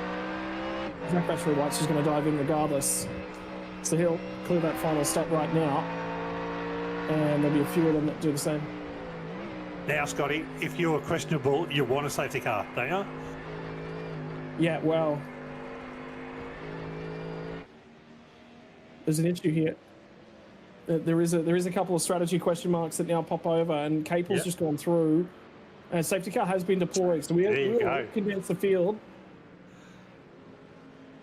That is advantage OPR, Scotty, without a doubt, because Lockie now gets the ability to save as much fuel as he can. He's still got to get around up and to the safety car, but taking the lead right now. He's got effectively the most of a lap to do, but behind the safety car 2 laps, it's going to take up a whole lot of time as well. Maybe that fuel question is out and about. Yeah, I think the fuel question mark is now out and about just purely because of the difference between a green flag lap and a safety car lap. We're going to lose 2 laps under safety cars for sure here in the SUDSPEED Premier Endurance League Open Series. The real question is, Scotty, if I go and ask her, will they tell me? I'm going to say no. And very important to note, safety car does have wet tyres on Pete. By the way, I did actually witness a race just recently whereby the safety car had to go out on a slick tyre because of a bug where they couldn't get a wet tyre onto the car. So they did a great job. It was a guy, friend of SUDSPEED by the name of Dan Stevens, who did a phenomenal job around Sandown in I believe it was the BMW M2, that just wouldn't accept wet tyres at that point in time. So I can tell you from a race control standpoint, it's very, very difficult to ensure you're prepared for these sorts of situations. Well, my point to anybody who does safety car duties is your setup should be automatically on wets, because it's not like you're racing the damn thing, right? So anyway, I'll be back. And Pete is off to do some research on his strategy masters. At this point in time, as a bunch of people come in, the OPR cars are coming in, which means they were marginal on fuel, and they wouldn't have been able to get. I reckon they would have been able to make it home, But now the question mark becomes, how much time do we lose behind the safety car? And as a part of wave bys, that's Brad Coates that's just come out in the background. At McLaren, you can see racing on towards the group. He is actually a lap down.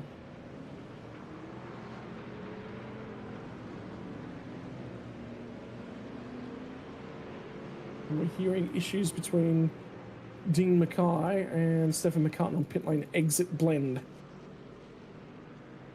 And that'll be an interesting one just because of positioning. We're in the middle of that cell at the moment. It is thumping down heavy. And unfortunately, we just have to sit by and wait for everyone to come on through. So this is McCartan on his way out of pit lane. Yeah, I think he's ahead when they get to the blue cone. And the blue cone's generally what they use for the market, reference marker. So McCartan will get that spot back once the safety car train has been caught. And have a look at the water level. Shout out to Jay behind the scenes as well. That's a new section of the graphic on the bottom right. You can see the water level on track growing as the session's gone on, compared to an hour ago. Didn't even know we had that available to us. That's a new one.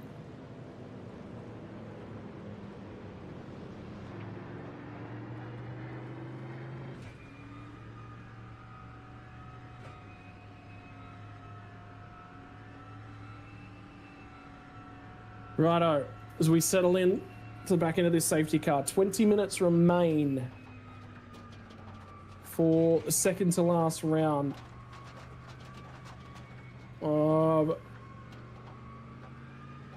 a SUDSPEED limited series here for Premier Endurance League. SUDSPEED, of course, premium sim racing gloves for sim racers, made by sim racers. Shout out to Chris Ruddell and Richard that give us the SUDSPEED gloves. Most importantly, made by sim racers as well. Work those guys put into those gloves and testing. I was able to give them some feedback on an early product, first round of products. Of course, they've come out with their most recent versions as well, featuring new colors and designs, which are quite bright at this point in time. Also, shout out to Kibby Graphics and Sim Racing and Focus podcast as well. We're going to get ourselves a SUDSPEED safety car, allowing the opportunity for wave bys in the back end of this one. Pete's back from a walk up and down the pit lane. Yeah, Scotty. And the real story is fuel is roll the dice question mark. So it's for those that didn't pit, they knew that they had a pit stop before the safety car, but now it's a roll the dice and see if we get there. That's how close it is. It's a massive story. Dean Mackay wasn't a fan, didn't really want the second safety car. Said he got a great advantage out of the first one, but the second one didn't do much. But I'll tell you what it did do. It did some good favours for Blake. So that team's looking pretty good. And the AI double team boys, well, they're just trying to hang in for the rest of the race and set themselves up for a good result. So a good timely safety car for race purposes, Scotty, but I'm not sure that we know that everybody's still going to make it for another race. So there's still a couple of question marks out there. Yeah, the challenge will be as well, these tyres are starting to lose a whole bunch of temperature. Who can fire them back up here at the moment? Lachlan Capel, Sam Sutton, Dan Yeaman, 3 drivers on the podium, locked out by Orbit Drop there for now. Fuel question marks over the lot of them. Rattray White will be gold on fuel, as will Stefan McCartan. Both of those guys making pit stops under the safety car to get themselves to that critical marker. And the other problem will be how much temperature can they get into the tyres. You can see there's a lot of guys trying to put as much temperature in as they possibly can. I reckon we're in for a dicey restart here. Have a look at how glassy the surface of the racetrack is right here. Yeah, Scotty, these are the conditions I was talking about at the start of the race. That the track it holds water on the racing line in these conditions. The more water it is, the slicker the racing line is. So we're going to see those go-kart lines come out, but also the puddles on the curbs. If you have a look as you go through the S's there, if we've got the right camera angle, the puddles on the curbs are getting bigger and bigger, and the inside curbs of this track hold it. And also along the straights, there's just aquaplane puddles right in the middle of the straight. So it holds water in the strangest places, this track. So anyway, lots to go on. Look out for, if Lockie takes off early, look out for turn 14. Turn 14 could be a major issue. Safety cars now pulled away from the field, which means the weaving must cease, the tyre warming must cease, which they have all now done so.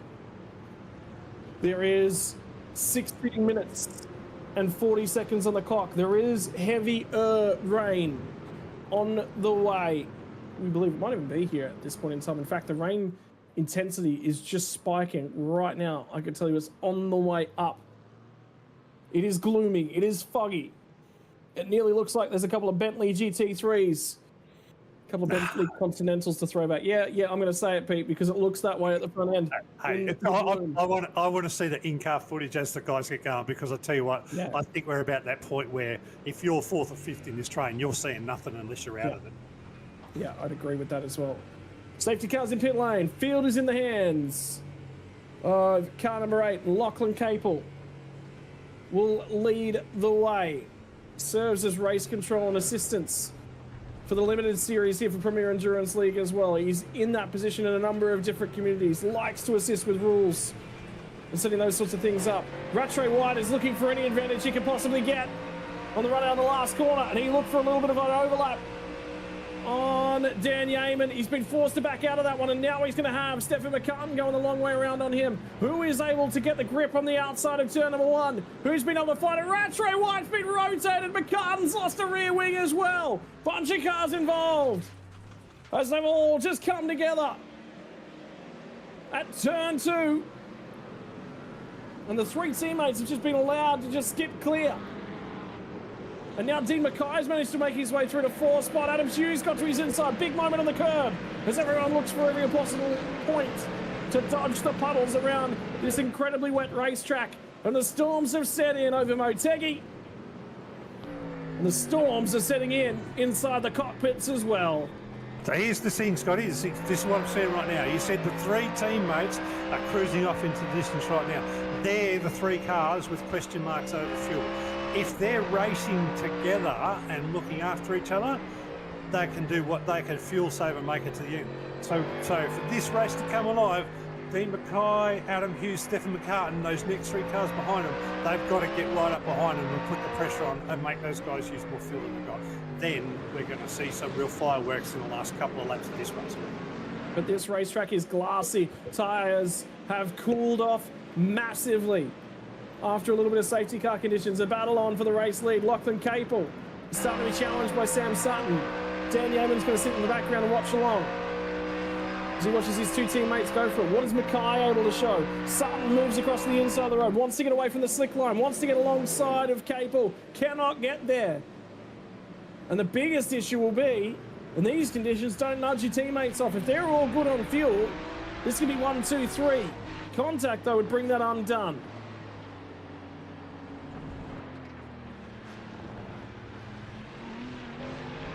And the margin that they did have to the rest of the chasing pack has come down a little bit as Mackay's been able to run a pretty good lap. Here comes the Ferrari. They're going to change position. McCartan will go back through. He has a 5-second penalty. You know who else has a 5-second penalty? Actually, is Dan Yeaman. So whilst they're 1, 2, 3 on the road, they won't finish this way currently. And there's been an additional penalty of 5 seconds as well for Dan Yeaman, because remember, he had contact with Scordelis earlier on. So he's actually got 10 seconds to this point. All right, Scotty, here's a question for you. Sam Sutton in the championship is currently running P5, Lockie Capel P7. Does Lockie let Sam go for championship purposes as a team thing, or does he take it on himself? David Woods isn't here tonight. He has a 100-point margin over Rattray White. Rattray White would be on target to move ahead of that, but not anymore. Dean Mackay as well. Think about him. Sits 3rd on the road in championship contention. This is a great opportunity for Mackay to pick up a bunch of points. We're sitting corrected 3rd at the moment after penalties have been applied.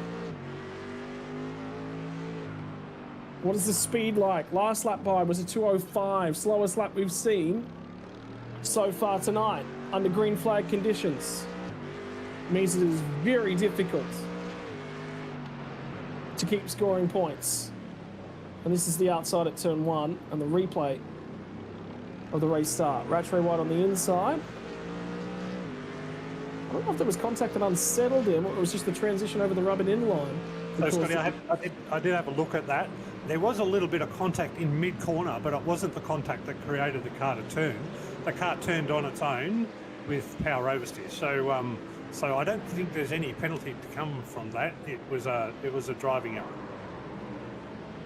The conditions are continuing to degrade. With Stefan McCartan as well. Don't forget, he still has 5 seconds. That's Scordilis. That's unfortunately come unstuck. And I believe that's down the last couple of corners as well. Stefan McCartan's going to try and get up and alongside of Dean Mackay through turn 1. Very, very narrow. There is grip down there, but he's not going to carry any speed. As the car on the outside will carry speed, but he had to go much, much further around. This will flip-flop when they get down here to 3. Up and along the inside. And that'll be McCartan who goes the long way around. Was he given room? Yes. Oh, just room. There was a tiny little touch on the exit there that I thought had the wrong drivers. That would have spun Stefan McCartan. Obviously, Stefan was good enough to hang on to the car on the ripple strip in the wet with the tiniest little bit of a touch from Dan. So, something from Dean. So that was great driving. Really, really enjoyable to watch that. And that was Scordilis a fraction wide heading into the last complex. And I'll tell you what, McCartan is ranging up on these guys at a rapid rate of knots. Now, the guys at the lead and control of this race will be hoping to lose a lap with the pace fall off.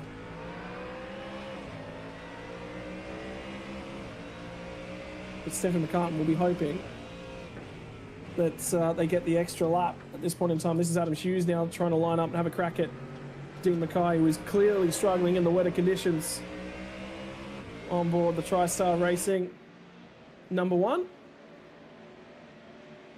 Yeah, 2:04, 2:05, Scotty. I think we've got 5 laps to go. Looking at that, 9 minutes 40, 2:04 laps. Yeah, so I'm saying 5 laps to go for the end of this race.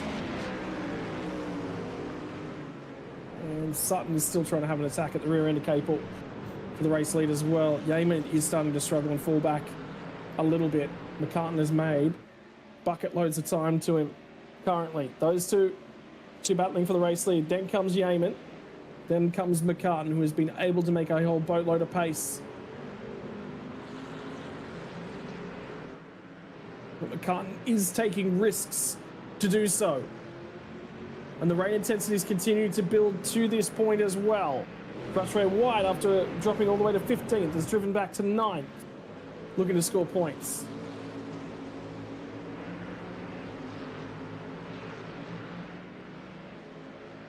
And I can tell you there was a Ferrari over the last couple of corners who has been pointing at nearly the wrong direction to the racetrack. He's going to have a huge lunge at Dan Yeaman as we get down into this next corner. This is a little bit further back in the field. This battle pack is starting to close up. McCartan's not had a quick car in the dry. But now the Ferrari is starting to switch on and come alive in the wet. Dean Mackay is starting to track him back down a little bit as well.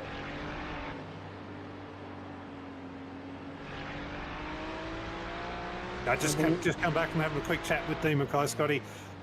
He's tracking those penalties, so he knows there's nothing stupid to be done. He doesn't need to risk anything with the 2 cars in front of him as long as he stays up there all the time. He does have Adam Hughes on his back though, so he's got to keep driving pretty hard. Yeah, that'll be the problem, is trying to open it up, get the power down as well. Hughes has gone through on Dean Mackay. So another change of position there.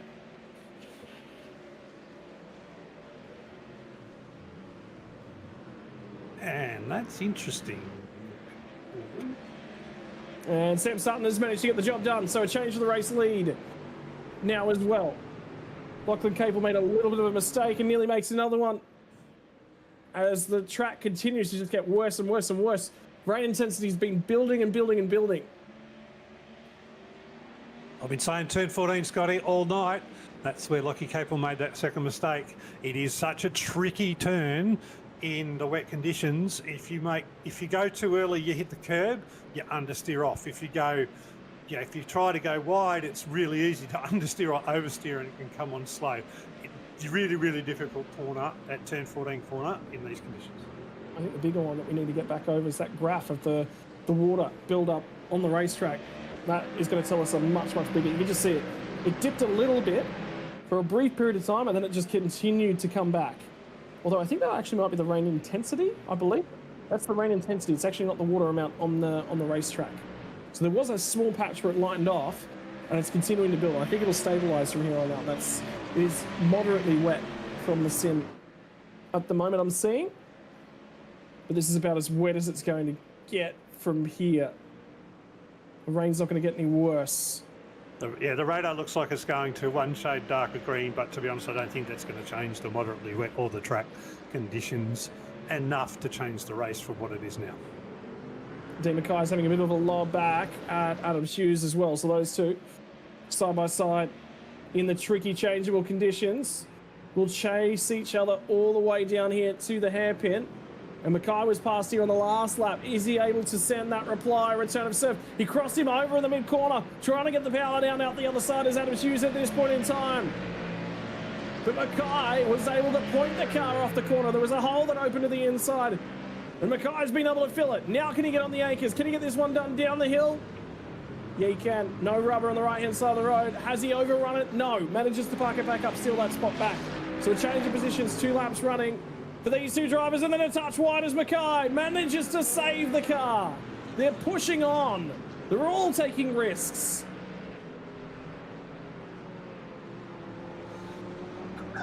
As Rattray White manages to get through at the last corner. Loses that spot back to Stuart Ellis. I think it's going to be a case of what will be for Zach Rattray White having had that turn on the restart, but yeah, kind of like Brock Feeney today. But anyway, yeah, straight into it. There's plenty to go, Scotty. I still 4 minutes 46. So yeah, 3 more laps. Oh, Stephen McCartan just made a huge mistake. Huge snap for the Ferrari, and now he's going to go tumbling down by the wayside. That's the battle for the race lead that we were watching at that point in time. McCartan was making gains, and then he lost them all again. He was 4th. Now that's back to Adam Hughes.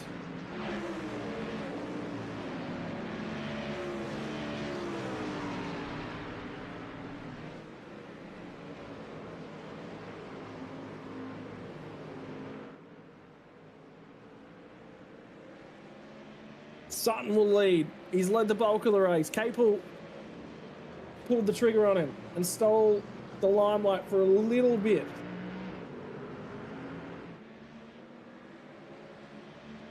For now, there's nothing between these two guys as well as they battle out for the race win. We're under 4 minutes on the clock, which means there'll be 2 more at the conclusion of this one. And matching lap times. But is there enough gas in the tank? I think that's the big question, Scotty. Is there enough gas in the tank? They probably don't have enough gas to fight each other, to be honest. So this might be a case of actually just making sure they look after each other to get home. And Lockie might have to just take one for the team there, given that Sam is in front in the championship, and gain him a few extra points, for the better of the final result.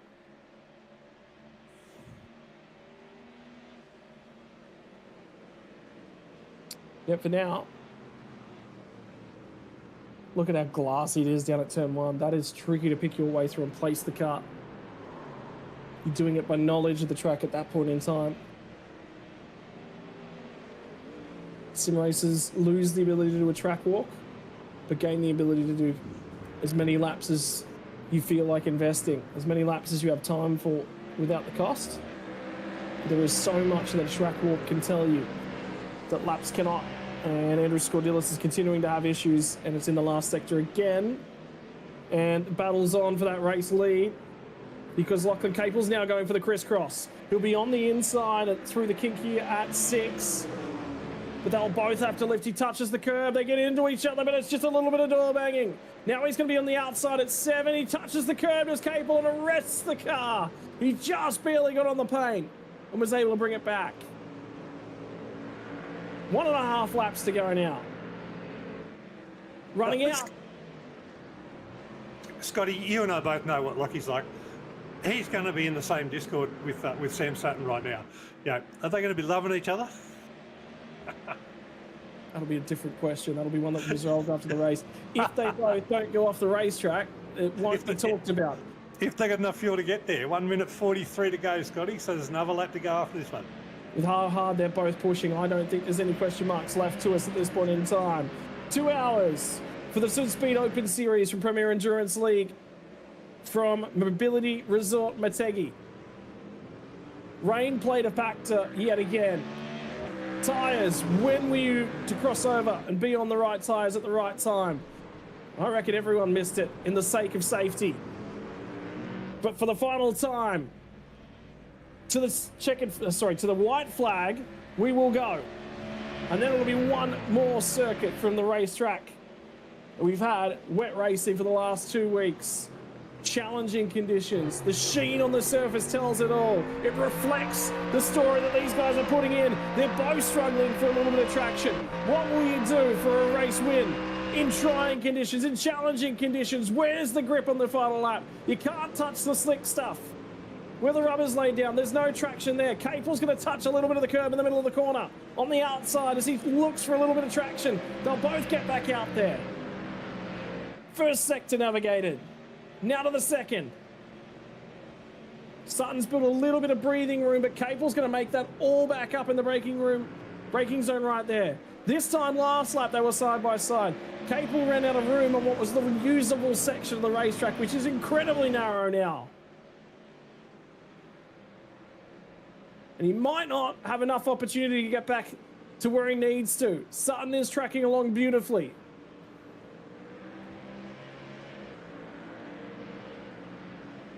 Yeaman will cross the line in third, but he won't stay there after penalties.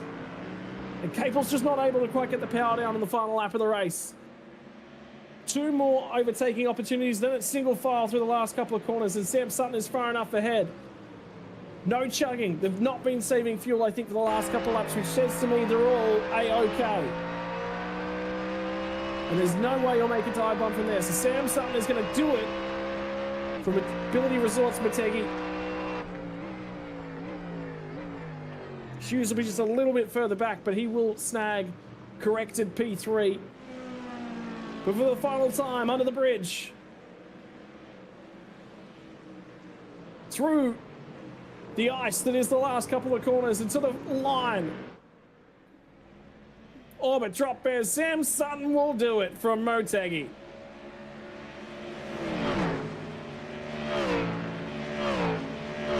There we go. If it wasn't for penalties, Scotty, that's an orbit drop there, 1, 2, 3. But obviously Dan Yeaman's going to drop down, five spots or so. Given that safety car's really going to hurt him, given he's carried 2 5-second penalties.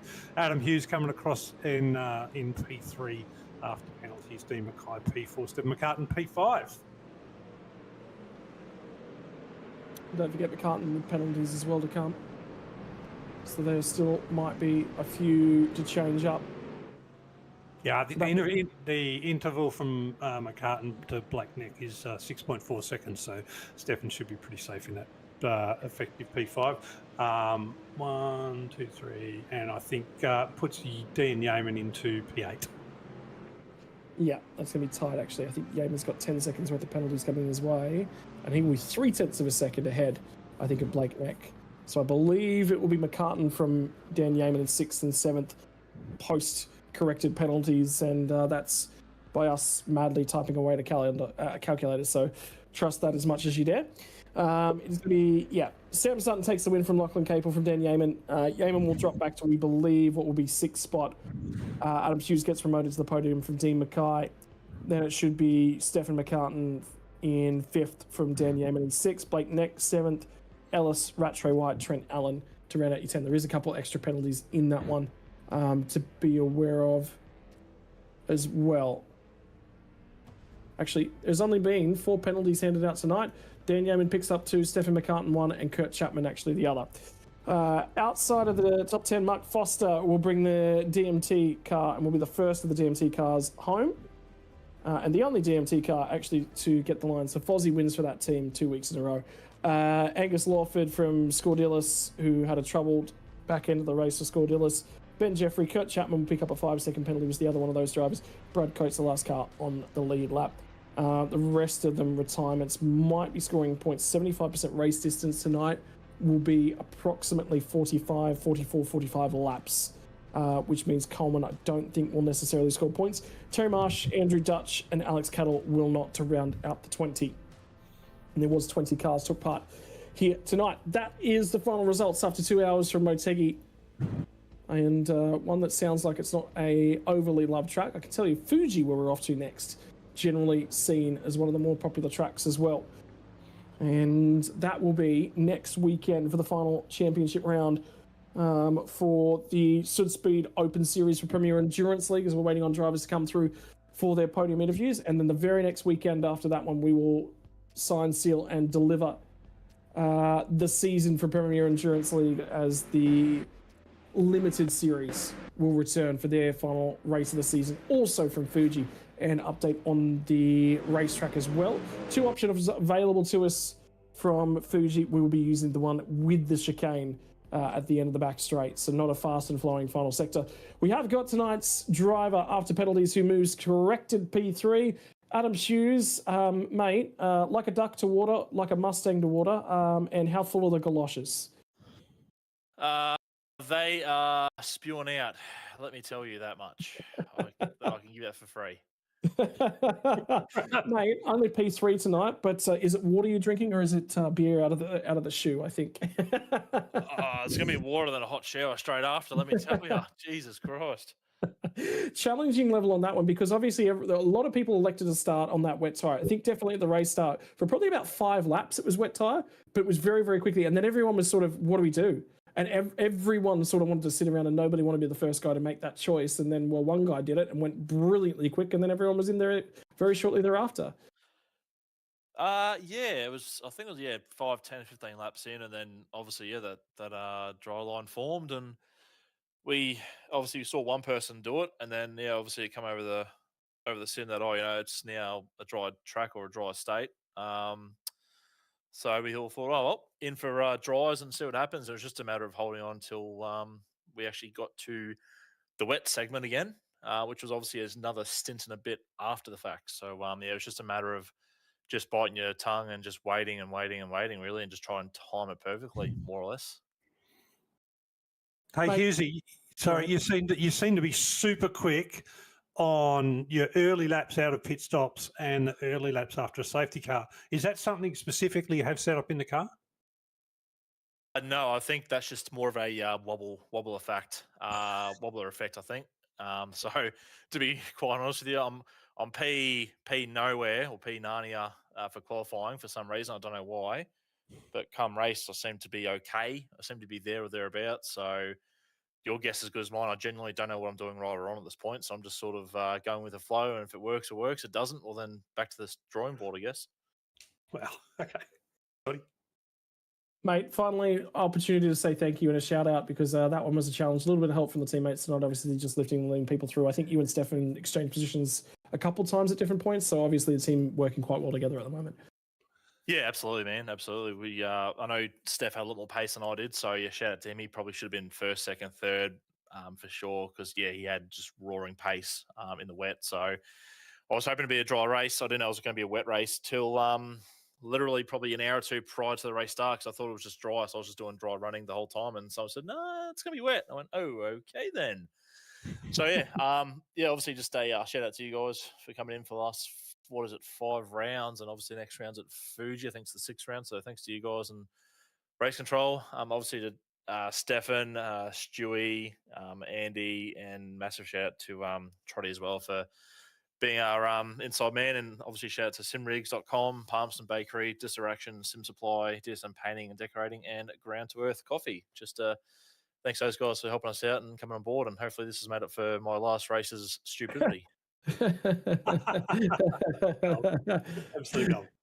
Mate, is it the coffee, the sponsor, that's gotten you a little bit more focus?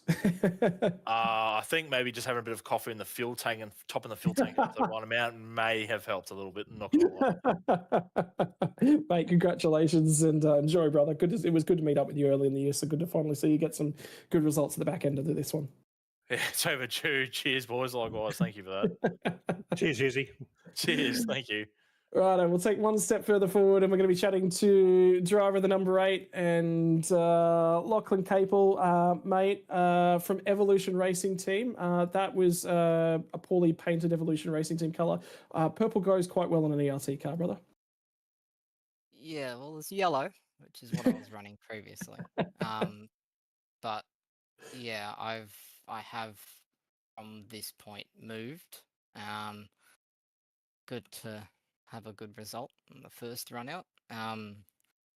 Yeah, I'm moving GT so far, and then V8s will happen after Pro Series. I had a chat to Brenton, and he was very, very nice about it, and I appreciate everything Brenton's done for me. In the past nearly 2 years, I think I've been there. So I'll be doing the final round of Pro Series with them, but everything else I've moved on, and Brenton might be watching, so hello. And I have hidden everything, so don't worry. But yeah, other than if we move on from that, when we're looking at tonight, came in not really wanting to do it because I wanted to study for my exam tomorrow, but quite happy with how that ended up. I didn't think I'd have any pace in the wet, so found something. Mate, good start, obviously, for moving across to a new team and a new set of colours, and confidence obviously comes with a little bit of a trickiness, obviously, in the transition period at the moment, which is what we're hearing from you. Obviously, the comments that for fans watching along at home, that's commenting the difference between teams' data and keeping all of that hidden. It's very, very important for all the teams to maintain the separatedness to ensure that everyone's looked after technically. Right, challenging point tonight from Motegi. Obviously, the crossover periods on all the tyres, everyone didn't look like they wanted to be the first guys to jump across. And I think the risk that we were chatting about at length was how quickly the wet's coming in. And more importantly than that was actually to do with how slow it was to transition and the strategy. It was tricky times. The problem was if you jumped onto a slick tire and it didn't come to you quickly, your strategy was out the window.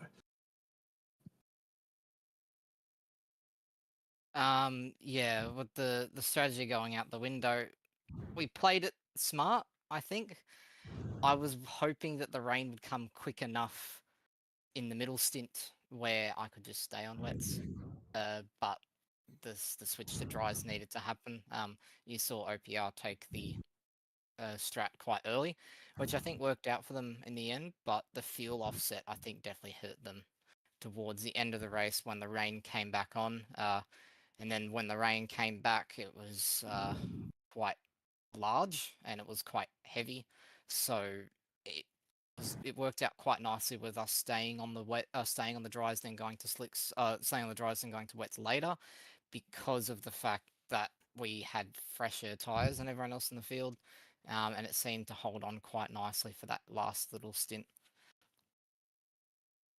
Mate, finally, who would you like to give a thank you and a shout out to for getting this one done for you here tonight? Well, I think this goes without saying, but once again, Brenton, thank you for everything you've done for me in the last 2-3 years at ERT. I've loved every minute of it, and I'm going to love my final laps in my favourite coloured car in Adelaide at December 17. But appreciate Drop Bear for picking me back up from 3-4 years ago. They've made large strides in the GT and GTP world, so thought I'd try and sort of mix the cars around a little bit and see where I could get back with the cars that I started on iRacing. And a big shout out to all Drop Bear sponsors of Nkosi, Revolution Race Gear, and all of the iLiveries as well. Big sponsor for Drop Bear, and all of the other ones that help make this team possible, as well as Sam for not getting angry at me too much tonight, and Dan for racing alongside us both.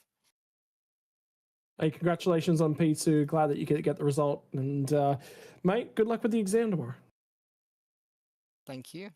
Public law, not looking forward to it. Statutory interpretation's not very nice and how they want me to word it, but we'll see how I go. Lockie, I didn't do it. Good luck. Good luck, mate. That helped. That helped so much. Good luck. Righto. And finally, we're going to get an opportunity to chat to tonight's race winner, a man who was sitting on Discord a bit over a week ago, talking the entirety of the Orbit Drop Bear stable through what it's like to drive and manufacture and work on a tank. Sam Sutton, that thing drove probably just as good as a tank tonight in terms of its maneuverability at the back end of the race. That looked tricky. Yeah, we had a really good car tonight. Was kind of surprised to put it on pole, to be honest. Didn't expect that, but yeah, it worked really well in the intermediate conditions, and then when it became a swimming pool out there, it held on enough. If it had been, had enough pace in the dry as well to sort of had our own. Bit upset about that first safety car. Had a nice 10-second gap. Would have liked to have kept that, but yeah, had to work there at the end there with Lockie just to not put each other in the fence, and came away with a 1-2 overall and finished in order on the track there. So that was pretty good. Challenging night, obviously, in the conditions, but also challenging to stay off of each other and as teammates managing that relationship as Lockie walks back into the fold. That last run of the flag looks like that was not only challenging, it was risk, a lot of risk and risk management at the back end of the race. That was challenging to say the least. Yeah, there was one lob from Lockie sort of when we just went back to wets when he was defending. He got up the inside left into space. I kept that in the back pocket, and we sort of felt like I was stronger in the middle sector as we got to the after that second safety car. Turned out it was just the car in front was slower no matter what, because as soon as I got past him, it was the same again. So it was just a matter of finding the right traction control setting to get the drive out and managing that. He had one sort of over-under out of turn 5. Bit risky, nearly ended up in the fence. But ultimately, hopefully your teammates are going to put you in the fence. So ultimately not a bad day. Mate, congratulations on the race result here tonight. Who would you like to give a thank you and a shout out to? Just give thanks to iLiveries, Revolution Race Gear, and all the boys at ODBM. Mate, we'll see you again in next weekend's time for a run around Fuji. So not a lot of time to turn the car around and get ready. Good thing it's only not too far over and we stay in the same nation. Yeah, looking forward to Fuji. Hopefully we have another strong car there and hopefully get another podium. Looks like it's sunny next week too. Oh, that'd be great. Well, we are off to Fuji next weekend for the SUDSPEED Open Series Championship finale. Standings will change. Series leader Damon Woods not here tonight. His closest rival, 100 points further back. Was Zach Rattray White able to grab enough points to overhaul that one? What does the championship picture look like heading into Fuji and the final round? Dean Mackay did pick up points here tonight, but not a whole bunch of them. Rattray White clambered his way back through to 9th, so there will be a challenge on for the title. What does the best of the rest look like for everyone else and the points that they're trying to score? Sam Sutton takes race victory from a wet and challenging Motegi. Will the sun shine when we get to Fuji? Will it be more overcast conditions? Will the heavens open? The SUDSPEED GT3 Open Championship returns next Sunday night from Fuji.